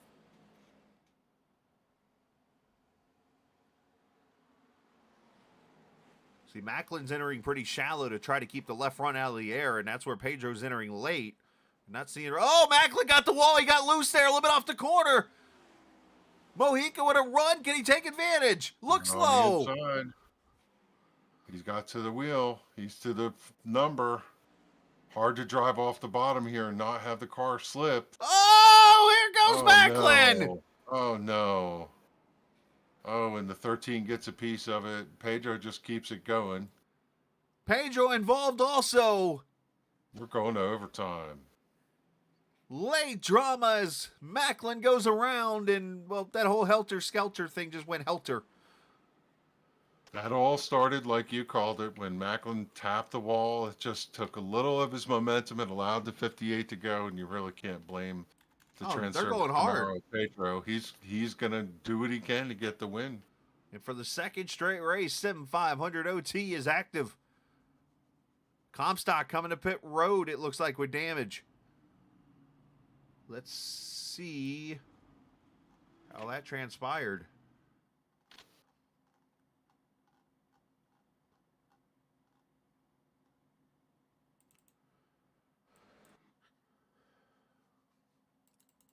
Macklin tried to get the run off the corner here. Let's go check out Blimpy. That would be the blimp for those who don't know. The 2 car gets the lucky dog. The 2. This is going to bring Doy Woods into this. He could possibly go 2 in a row here. How did Mike Kelly get the lucky dog? He's the leader. Or the top 5. Anyways. I saw him drive through all the leaders. Up now he's slow on. I thought he was a lucky dog, but let's see here. So Macklin drives in deep here. And Pedro gets the run to the bottom, gets the tires right on the yellow. And Macklin's loose right there. You can see the car in yaw. And you know what? I wonder if Pedro didn't know he was in yaw because it caused him to come off shallow and Pedro made contact. Yeah, you can't. That's just, close racing, unfortunately. And then Comstock comes up and cleans out the 58 there. Mike Kelly does a fantastic never mind, he got his nose a little bit. He still did a fantastic job. Yeah, that was a great job on his part. If the 58 wins this race, he's got to thank Comstock for straightening him back out. Did he hurt the right rear, though? Yeah, you can't, knowing Brian, he feels terrible about that, and I'm sure Pedro feels terrible, but that's one of those, Brian was loose, Pedro was coming up the track to run his line, and, well, unfortunately, the two met each other. And that sets up a Sim500 overtime with Doy Woods once again in the lead. And I don't know, Doy Woods, let's look underneath that car. Does he have some kind of William Byron paint scheme on?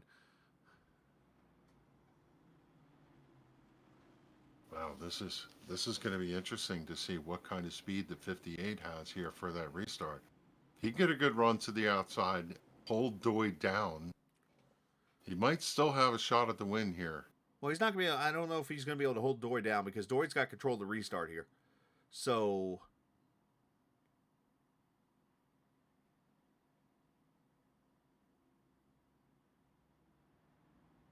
I think if anything, he's the hope that Mike Kelly gets side by side with Pedro.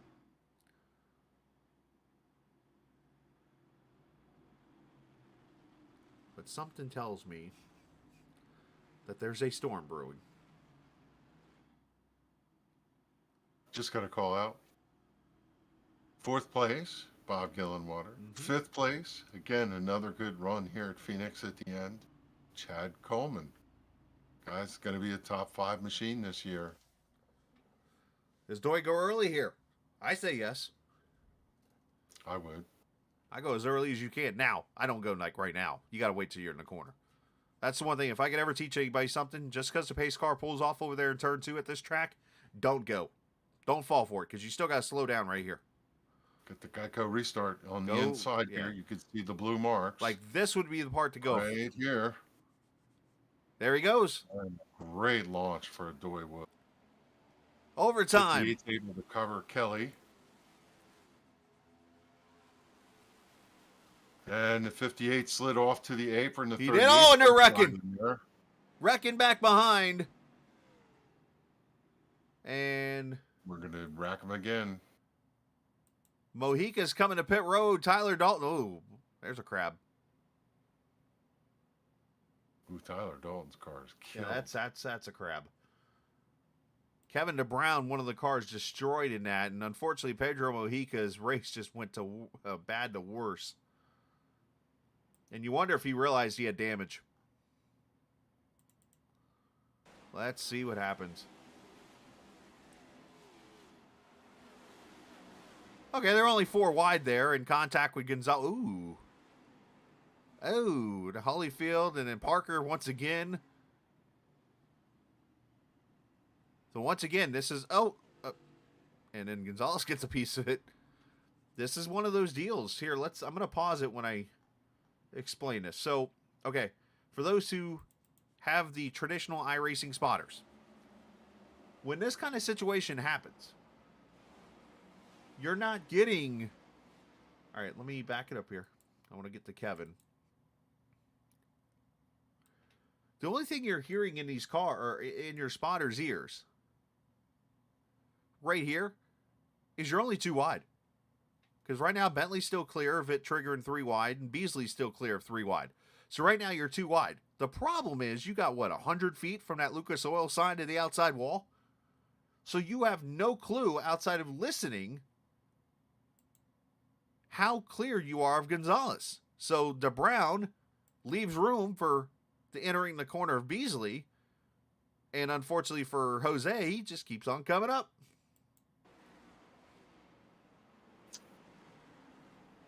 Yeah, there's other times too where you just have an angle and the car's going to float out to that angle, and not much you can do about changing your course, even if you know somebody's. Pretty much. Now there are, I'm trying to remember, I think it's two restarts in Sim500. Just going to check the... Yes. Money. Yeah, it is 2. That's what I thought. So this is it. This will be the last one. Pedro, he never really made contact with something. He slid off, went down to the apron. When they came around and the caution came out, he was down low enough, pulled into pit road, and I'm thinking he retired, perhaps. No, yeah, he's out. But you wonder if something's broke on his car, which caused him to go to the apron. Could be.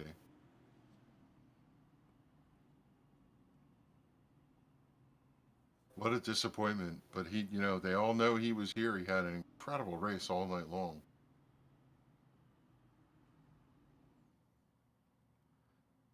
But look at the names up front now, as you said. Doy Woods, Mike Kelly, Chad Coleman, Brian Macklin, Bob Gillenwater. Mons was up there. Justin Mons still up there. Simley's up there. Zaja. Doug Roth hanging out, and Glenn Campbell. I'm sure he'll be picked on this week. Now in the top 10 after that mess of earlier.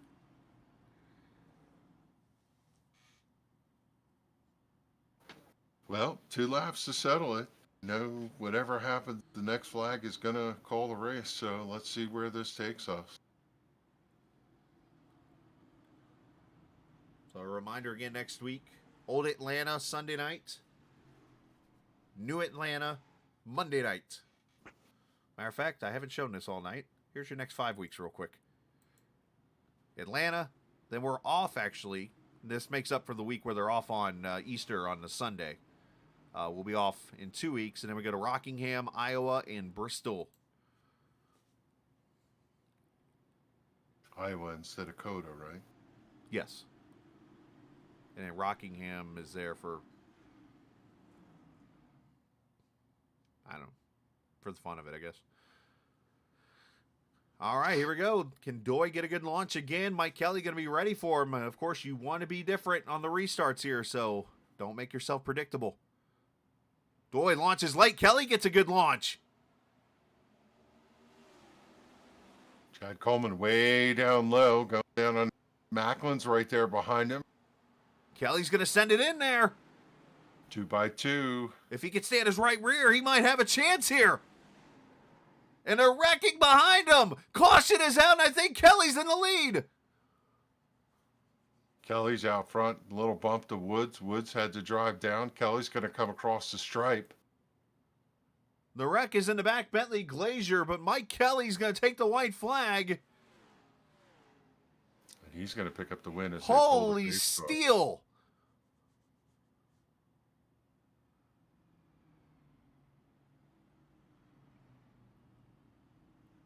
that is probably the hardest thing to do in all of iRacing is time to restart with the leader.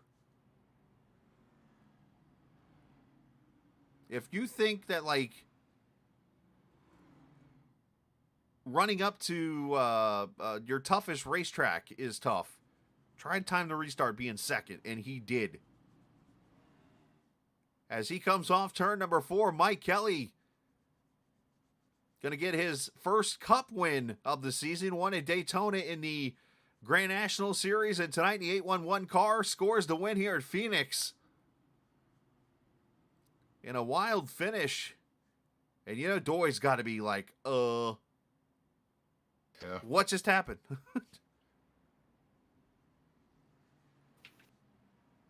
He's going to replay that one a couple times and try to see what he could do better. I think one of the challenges he had is when he came off the apron coming into turn 1. He didn't work the car out to let the car roll in. He had to get on the brake to hold the car down. Maybe he was just trying to be conservative to make sure that he wasn't going to drift up into the 2, but didn't carry enough speed through 1 and 2, and 2 was able to drive around him. We're 4 wide going into 1. Right there. With the 5. As we're watching this. Wow. And Zaja's like, I'm going to go down here to Tucson. There's contact there with Roth and Frary. And then Jatina gets into the back of Frary. Here comes the 41, and Zaja is still down there in the middle of Tucson. And I hate the, I'm hoping that not what I'm about to see happen. There's Dalton, crabbing, still. Credit hit, oh, up, they wreck behind him. 26 into the 44, the 18 to 22, the 10. Boy, 26 is going to cross this night off. All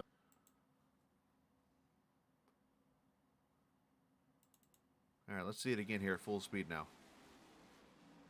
Most of those drivers that were in that top 10 brought this thing back to top 10. Looks like the trouble happened behind them. They were able to maintain their track position. Might have swapped the position here or there, but for the most part. It was just a lot of contact. And look out for... Yeah. Somebody want to check the 24 for brakes? I'm just going to throw it out there. I'm sorry. That's not the first time I've seen that tonight.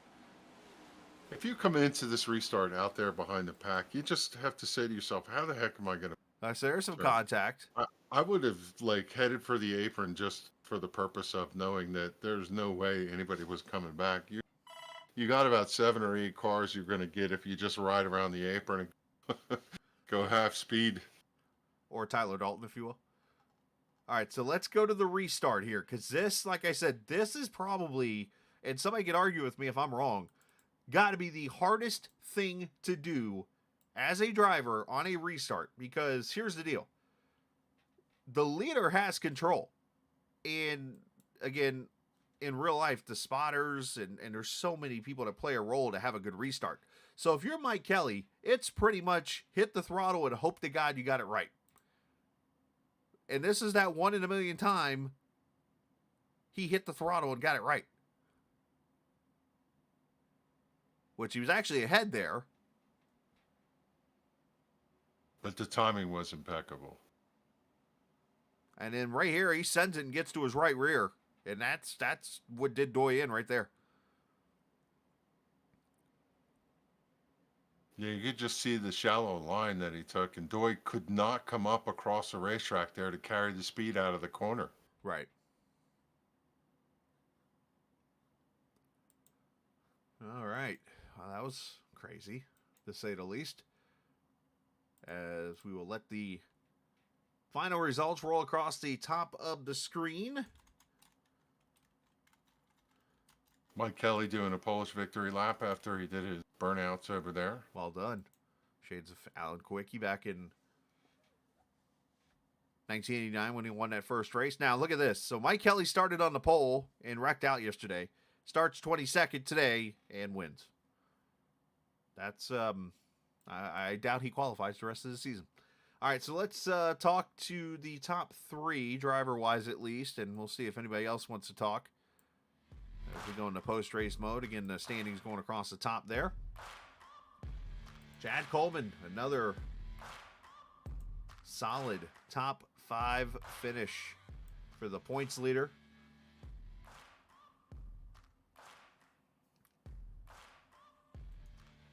Let's pull up the team name driver to the channel. And Chad, obviously, crazy race there, man. Did everything you could to keep it clean, and you come out with a couple great finishes here this weekend, and more importantly, help out that points lead. Yeah,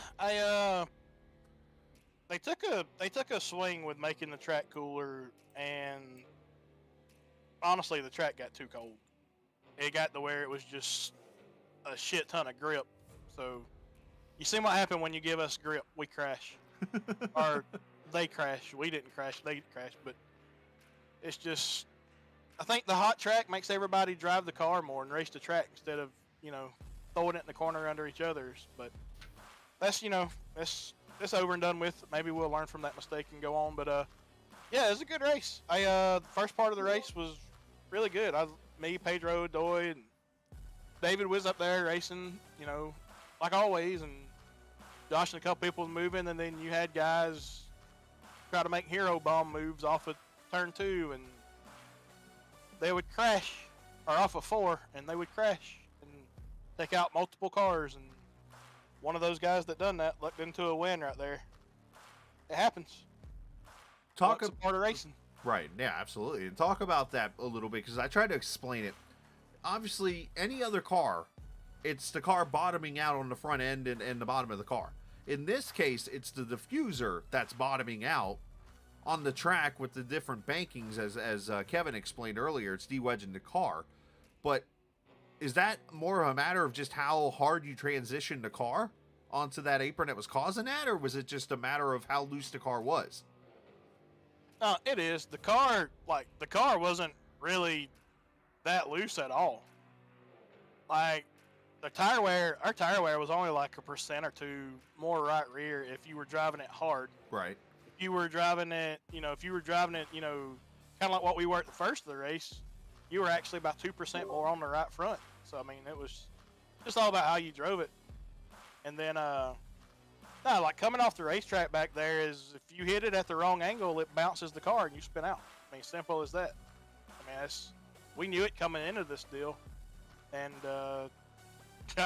obviously from the wrecks we had, guys still didn't learn, but yeah, that happens.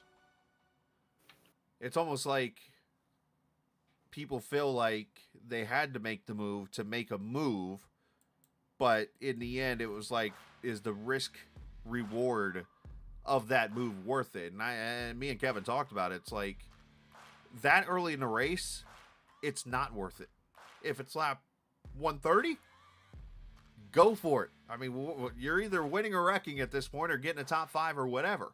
But at lap like 30, it's like, why are you going down there? Oh yeah, man! If you cut down there, it's a risk. If you cut down there at the wrong angle, it's like down 90%. There's a good chance you're going to get loose. Right. Well, still So great. if you don't have the right angle to get down there, you're going anyway. Right, pretty much. So it's a risk, but hey, it is what it is, and some people paid for it in a bad way, some got it in a good way. But tonight, great job, man. Shout out to whoever you like to. Yeah, I like to, of course, give a shout out to everybody in team name. It sucked to see Pedro get wrecked right there with him and Macklin getting tangled up late. And then on a restart right there, I told Doy, I was like, I really think you need to go really early right here. If not, he's going to guess the restart. And Doy went kind of in the middle, and Mike guessed it, and he hit it dead on, and perfect, he was able to hang on Doy's door through 1 and 2, and the caution came out as soon as we came off 2, so he never really got the chance to race him back for it. That was it. Sometimes you get lucky, but I'm still driving, still in the same car with Michael Sharp Tap Out Tuning. So until something changes, that's gonna be the sponsor. We throw it. Maybe I can hit Sharp back up. Make another page scheme. Hey, just real quick, I want to throw one more question out there to you about this. So that restart, I said it as soon as it happened. Is there anything tougher in iRacing than to be the guy that's in second trying to time that restart? Well, when you're that late in the race, and like now with the restart zones and stuff, with it being, you know, we've got them turned off. We got a fire in the restart zone. That's But it, the right? rules and stuff to the restart zone are turned off because they're really picky and There's some wishy-washy. glitches, right? So, but unlike NASCAR, there's no judgment call. Did that guy jump the start and get to the line first? Like I don't know if he got to the line before Doy did or not. I just know he nailed it because Mike went before Doy went, and I went with Mike, and I had to lift to keep from hitting Doy. So he guessed it by a lot, and it worked out for him. I guess with the further distance, you got to go running the top. Maybe I don't know, but I told him I was like, I need to pick you a spot and go early. I was like, maybe that way we both clear him. If not, I said if he's able to hang on your door, you're in trouble. Right.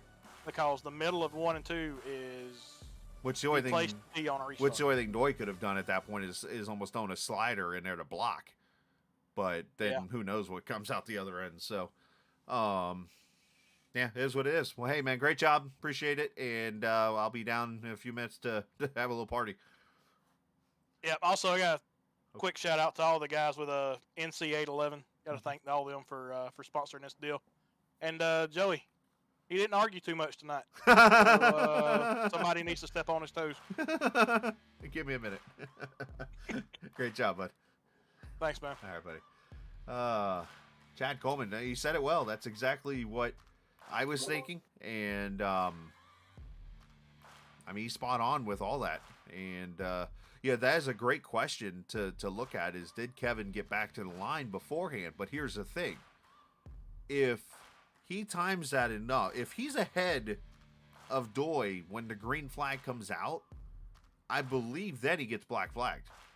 So he had that timed perfectly to where he was able to go, the green flag was triggered, and he was able to get ahead on the outside lane, which is how you pass an iRacing on a restart. Yeah, while you were talking to Chad, I was replaying the overhead views or whatever, and you know, from the vantage point of the blimp, at least, Mike, just a half count, half step, Right. might have taken off. I went and looked at the in-car view of when they stomped the throttle, but Doy beat him back to the line because he had the shorter path at the bottom. They were dead heat going into 2, so, you know, say what you want, maybe somebody would look at that, but an amazing restart from Mike Kelly put him in. Yeah. Win. And then obviously getting to the outside of the 28 there. So, yeah, a great job. All right, let's talk to Doy, who's obviously going to be disappointed here, finishing in the second position. But, Kevin, we'll let you talk to him. Yeah, so Doy, you had a front row seat to that incident, Pedro, and I guess you were actually closer than it looked between he and Macklin, and you were in a really good position late in this race to win that. Take us through that first incident and talk about the restart and how you felt about that. Well, I mean, I think I had the baddest cat in the alley on old tires. I definitely, you know, I talked to Kevin, you know, Harvick, and he told me a few things I needed to do, and I did it down to the T, and it worked. And just without a shadow of doubt, I was the baddest cat in the alley tonight. But besides that, I want to make that one point there really clear. But you know, those guys got together, just racing hard. I was catching them back. You know, they was good on new tires, but after the scuffs come on in, you know, like I say, I believe I had them. But and then on that restart, man, we had so many. You know, got a little bit relaxed there, and Mike did a hell of a job of timing that last restart. And granted, I'd like to drive up and put him in the wall, and you know, I just did it a little bit too late there. But good win to him. You know, he took one, he stole one. I stole one last night. I stole Vegas, and you know, he stole Phoenix. So you know, and Mike's a hell of a driver. I tell you, him and I put on a hell of a show, and kind of built a rivalry. You know, it's you know, we kind of hate but love one another, so it puts on a good show. But I hate losing to that guy, but he's a hell of a racer. Yeah, Mike's as old school as it comes, and I know you've been around the block a little bit, and it stings to lose one that way. But hey, first, And second in 2 races. That makes for a good early season. It does, but I got good equipment and finally, and we're sharing stuff for the Ford guys, and it's good equipment helps out a lot, and I can't harp on that enough. Fast. You can't make a slow car go fast. It's got to be fast, and I got good stuff. And these boys is going to see that week in and week out that I'm not dead, and I'm going for this championship, and I'm going to win it, and I'm going to win 10 races. You're going to see me every week giving this interview. This is probably going to be the last finish, the worst finish I'm going to have all season right here, second place. I'm going to write that down, and we're going to enjoy watching that. Good for you. So take us through the race itself. It looked like you had pretty good strategy all the way through. You said you had a long run car. We did have that one long run. Any tricks, any challenges tonight? We saw at one point where you cut the apron, got a little bit sideways, but for the most part, it looked like you had a pretty good car on it.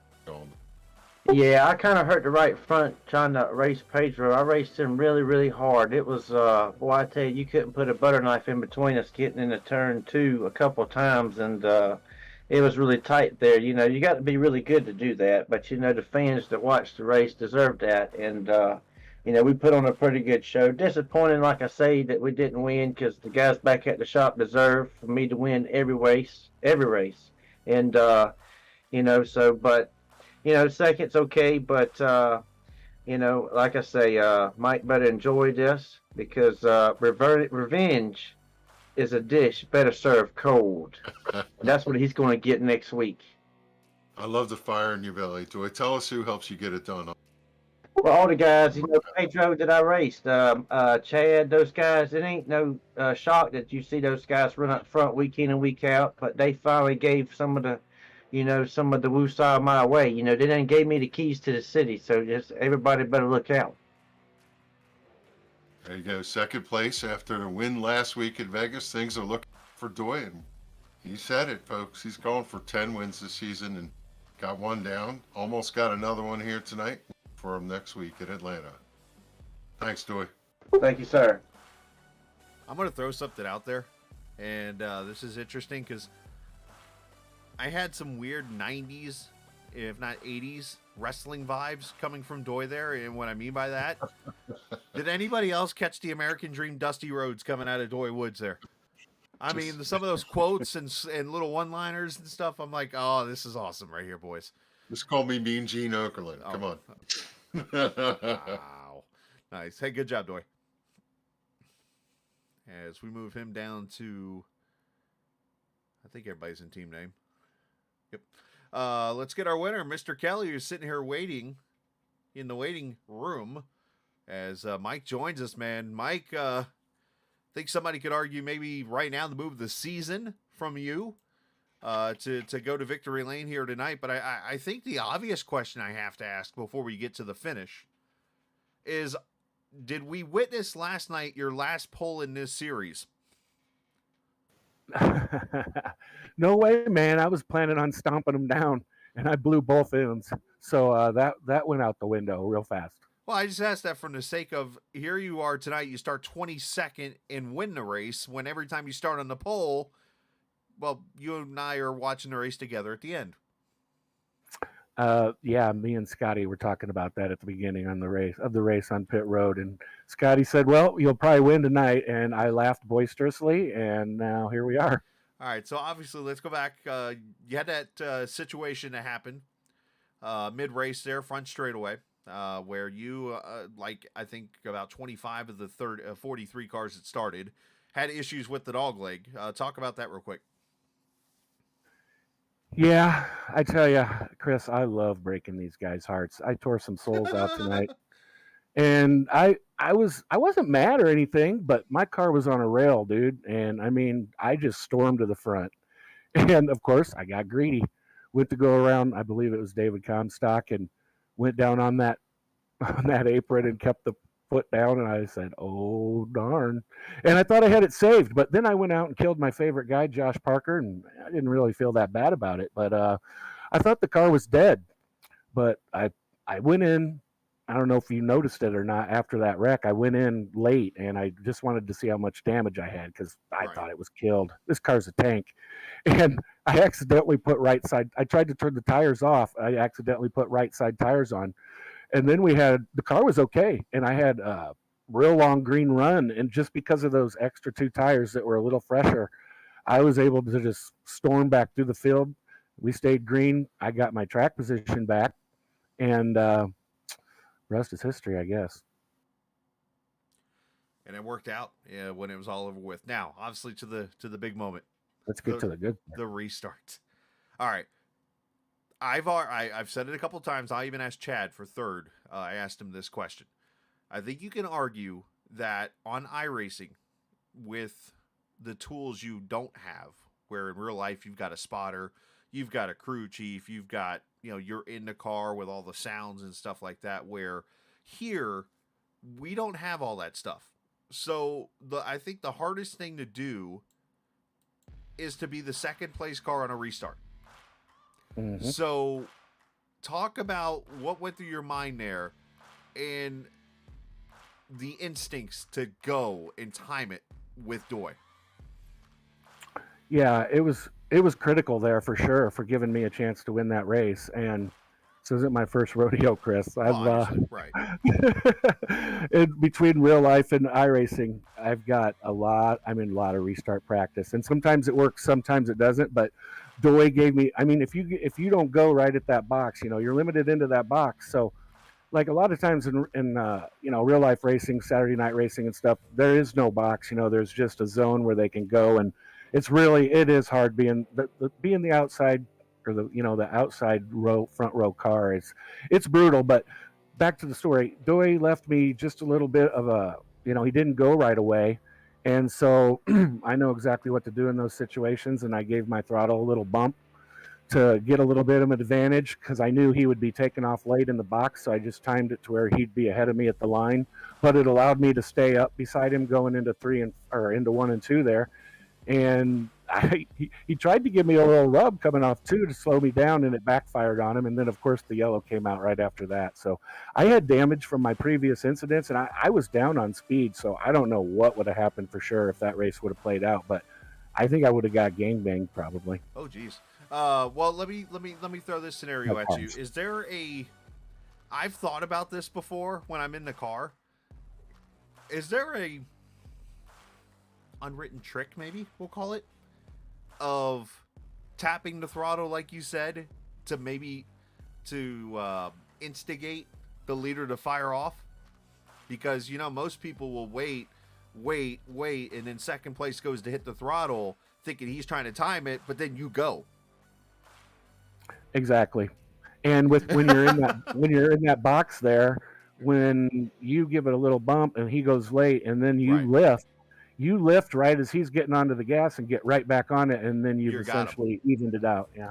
Were you worried about a slide job at all there from him going into 1, thinking, okay, I got to make this move to slide up? With Doi? Are you kidding me? Yeah, I was. No, Doi's a clean racer, but I mean, he's a very hard racer, and we've had a lot of good battles here in Sim500. And no, I didn't really think about it actually, but I heard his motor get real loud coming off too, and then all of a sudden he was gone. He did door you a little bit. I will say that he did door you. He didn't hit me though. It's like he wanted to door me, and he was like, "Oh, I can't do it" or something. But it caused him to lose momentum, and then the yellow flew out. Thank God we didn't have to go down into 3 there with him underneath me, because Lord knows what would have happened there. It was a great race, man. Right. I mean, despite winning and getting my first non-super speedway, Monday night Premier Series victory for NC811 and Trans Service and all those guys. It was so awesome, and it was just an awesome race in general. I mean, the battle those guys were having, I was settling in for 4th place, just going to ride it out, and those guys wrecked each other. I haven't even seen the replay of that. There's so many cool things. The racing was great. Track temp was down a little bit. Car got really loose. I actually got tight. I burned up my right front one run, so I spin and win. Hey, it worked out, man. And congratulations, and send some shout-outs. As always, special thanks to you and Kevin and everyone at Captain Esports Network. I guess probably just you two. All the crew, the big crew. Thanks. I can't wait to watch this one back on a replay. And again to NC811. Couldn't get 3 poles in a row, but I brought home the win, which is better. And thanks to Glenn at TR Trans Service for sponsoring me on as an associate sponsor tonight. Everyone at Sim500, it's great being an assistant admin for this series. It's a great series. Thanks to all the racers and fans and all the other sponsors for Sim500. And thanks to the smoking hot wife. Great job to the Nashville pastor for bringing that in and making that a thing. All right, great job, Mike. Congratulations, man. Go celebrate, and we shall see you next week in Hotlanta. Thanks, man. She gets mad if I don't do it. No, that's fair. So, got to take care of the wife. Happy wife, happy life. True story. That's right. Thanks, man. Appreciate it. You too. Mike Kelly, the winner here in Phoenix after one of, I could argue, just from personally watching, best restarts I've seen on iRacing for a car that wasn't the leader. So, great race. Yeah. Everybody's down there partying. I think we should go down there and join them. Yeah, I mean, my takeaways from the storyline from tonight's showcase, Mike logged, one in the catalog of favorite moments tonight for that restart of the ages for himself. Feeling for Pedro. Led around 90 laps tonight, nothing to show for it but heartbreak. That's got to be tough. Hopefully he can rebound next week. Chad Coleman, another top 5 and another great run here at Phoenix. And, well, a little bit of everything, which is exactly why we're here, Chris. Exactly. And we saw racing. We saw cautions. I mean, think about it. This is the first race where the brake pedal was being used in the corners. Obviously, you go to Auto Club, it's letting off the throttle for the most part, and you're back to it because of the way the downforce is in these cars. Vegas, same thing. You're almost wide open. Daytona, you are wide open. So tonight was the first night where you had to brake and handle to get through the corners. And I think that brought some of the cautions with it. And I think, obviously, that number will come down as they get more used to it when you get to tracks like Loudon and Gateway and Martinsville, stuff like that, as we get later into the season. But next week, it's back to no lifting. Well, for the most part. As we go to Atlanta Motor Speedway, it'll be the old Atlanta for the Grand National Series Saturday, so some old school stuff there. And then for the Cup Series on Sunday, or Monday night, will be the new Atlanta, so that you'll see the drafting and stuff going on there. So, should be a lot of fun. Kevin, appreciate your time, buddy. Let's go enjoy another week, and we'll see you in Atlanta. Yes, sir. Looking forward to it. Absolutely. As we go from there. As we take off, always a reminder, this isn't just a game. It's iRacing. See ya!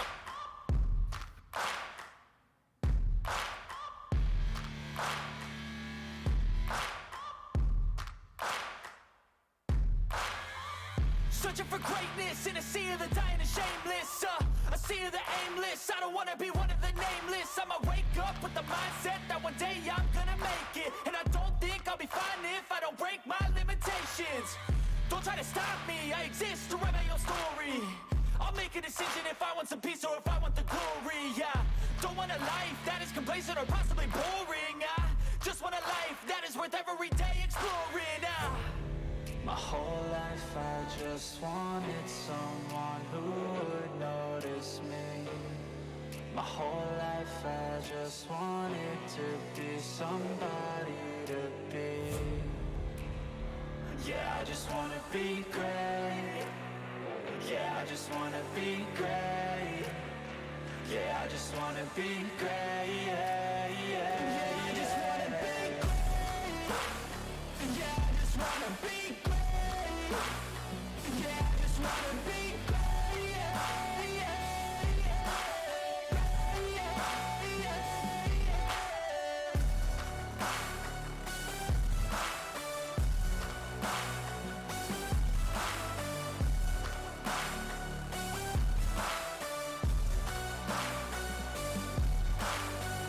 This is a statement to appreciate all that is vacant. It's just for the taking. If you make up your mind, you can take it. I'm never complacent. I would work in a mansion or basement, yeah. There's no replacement for persistence. It's a patience, yeah. In this life, I wanna be soaring to feel sun inside when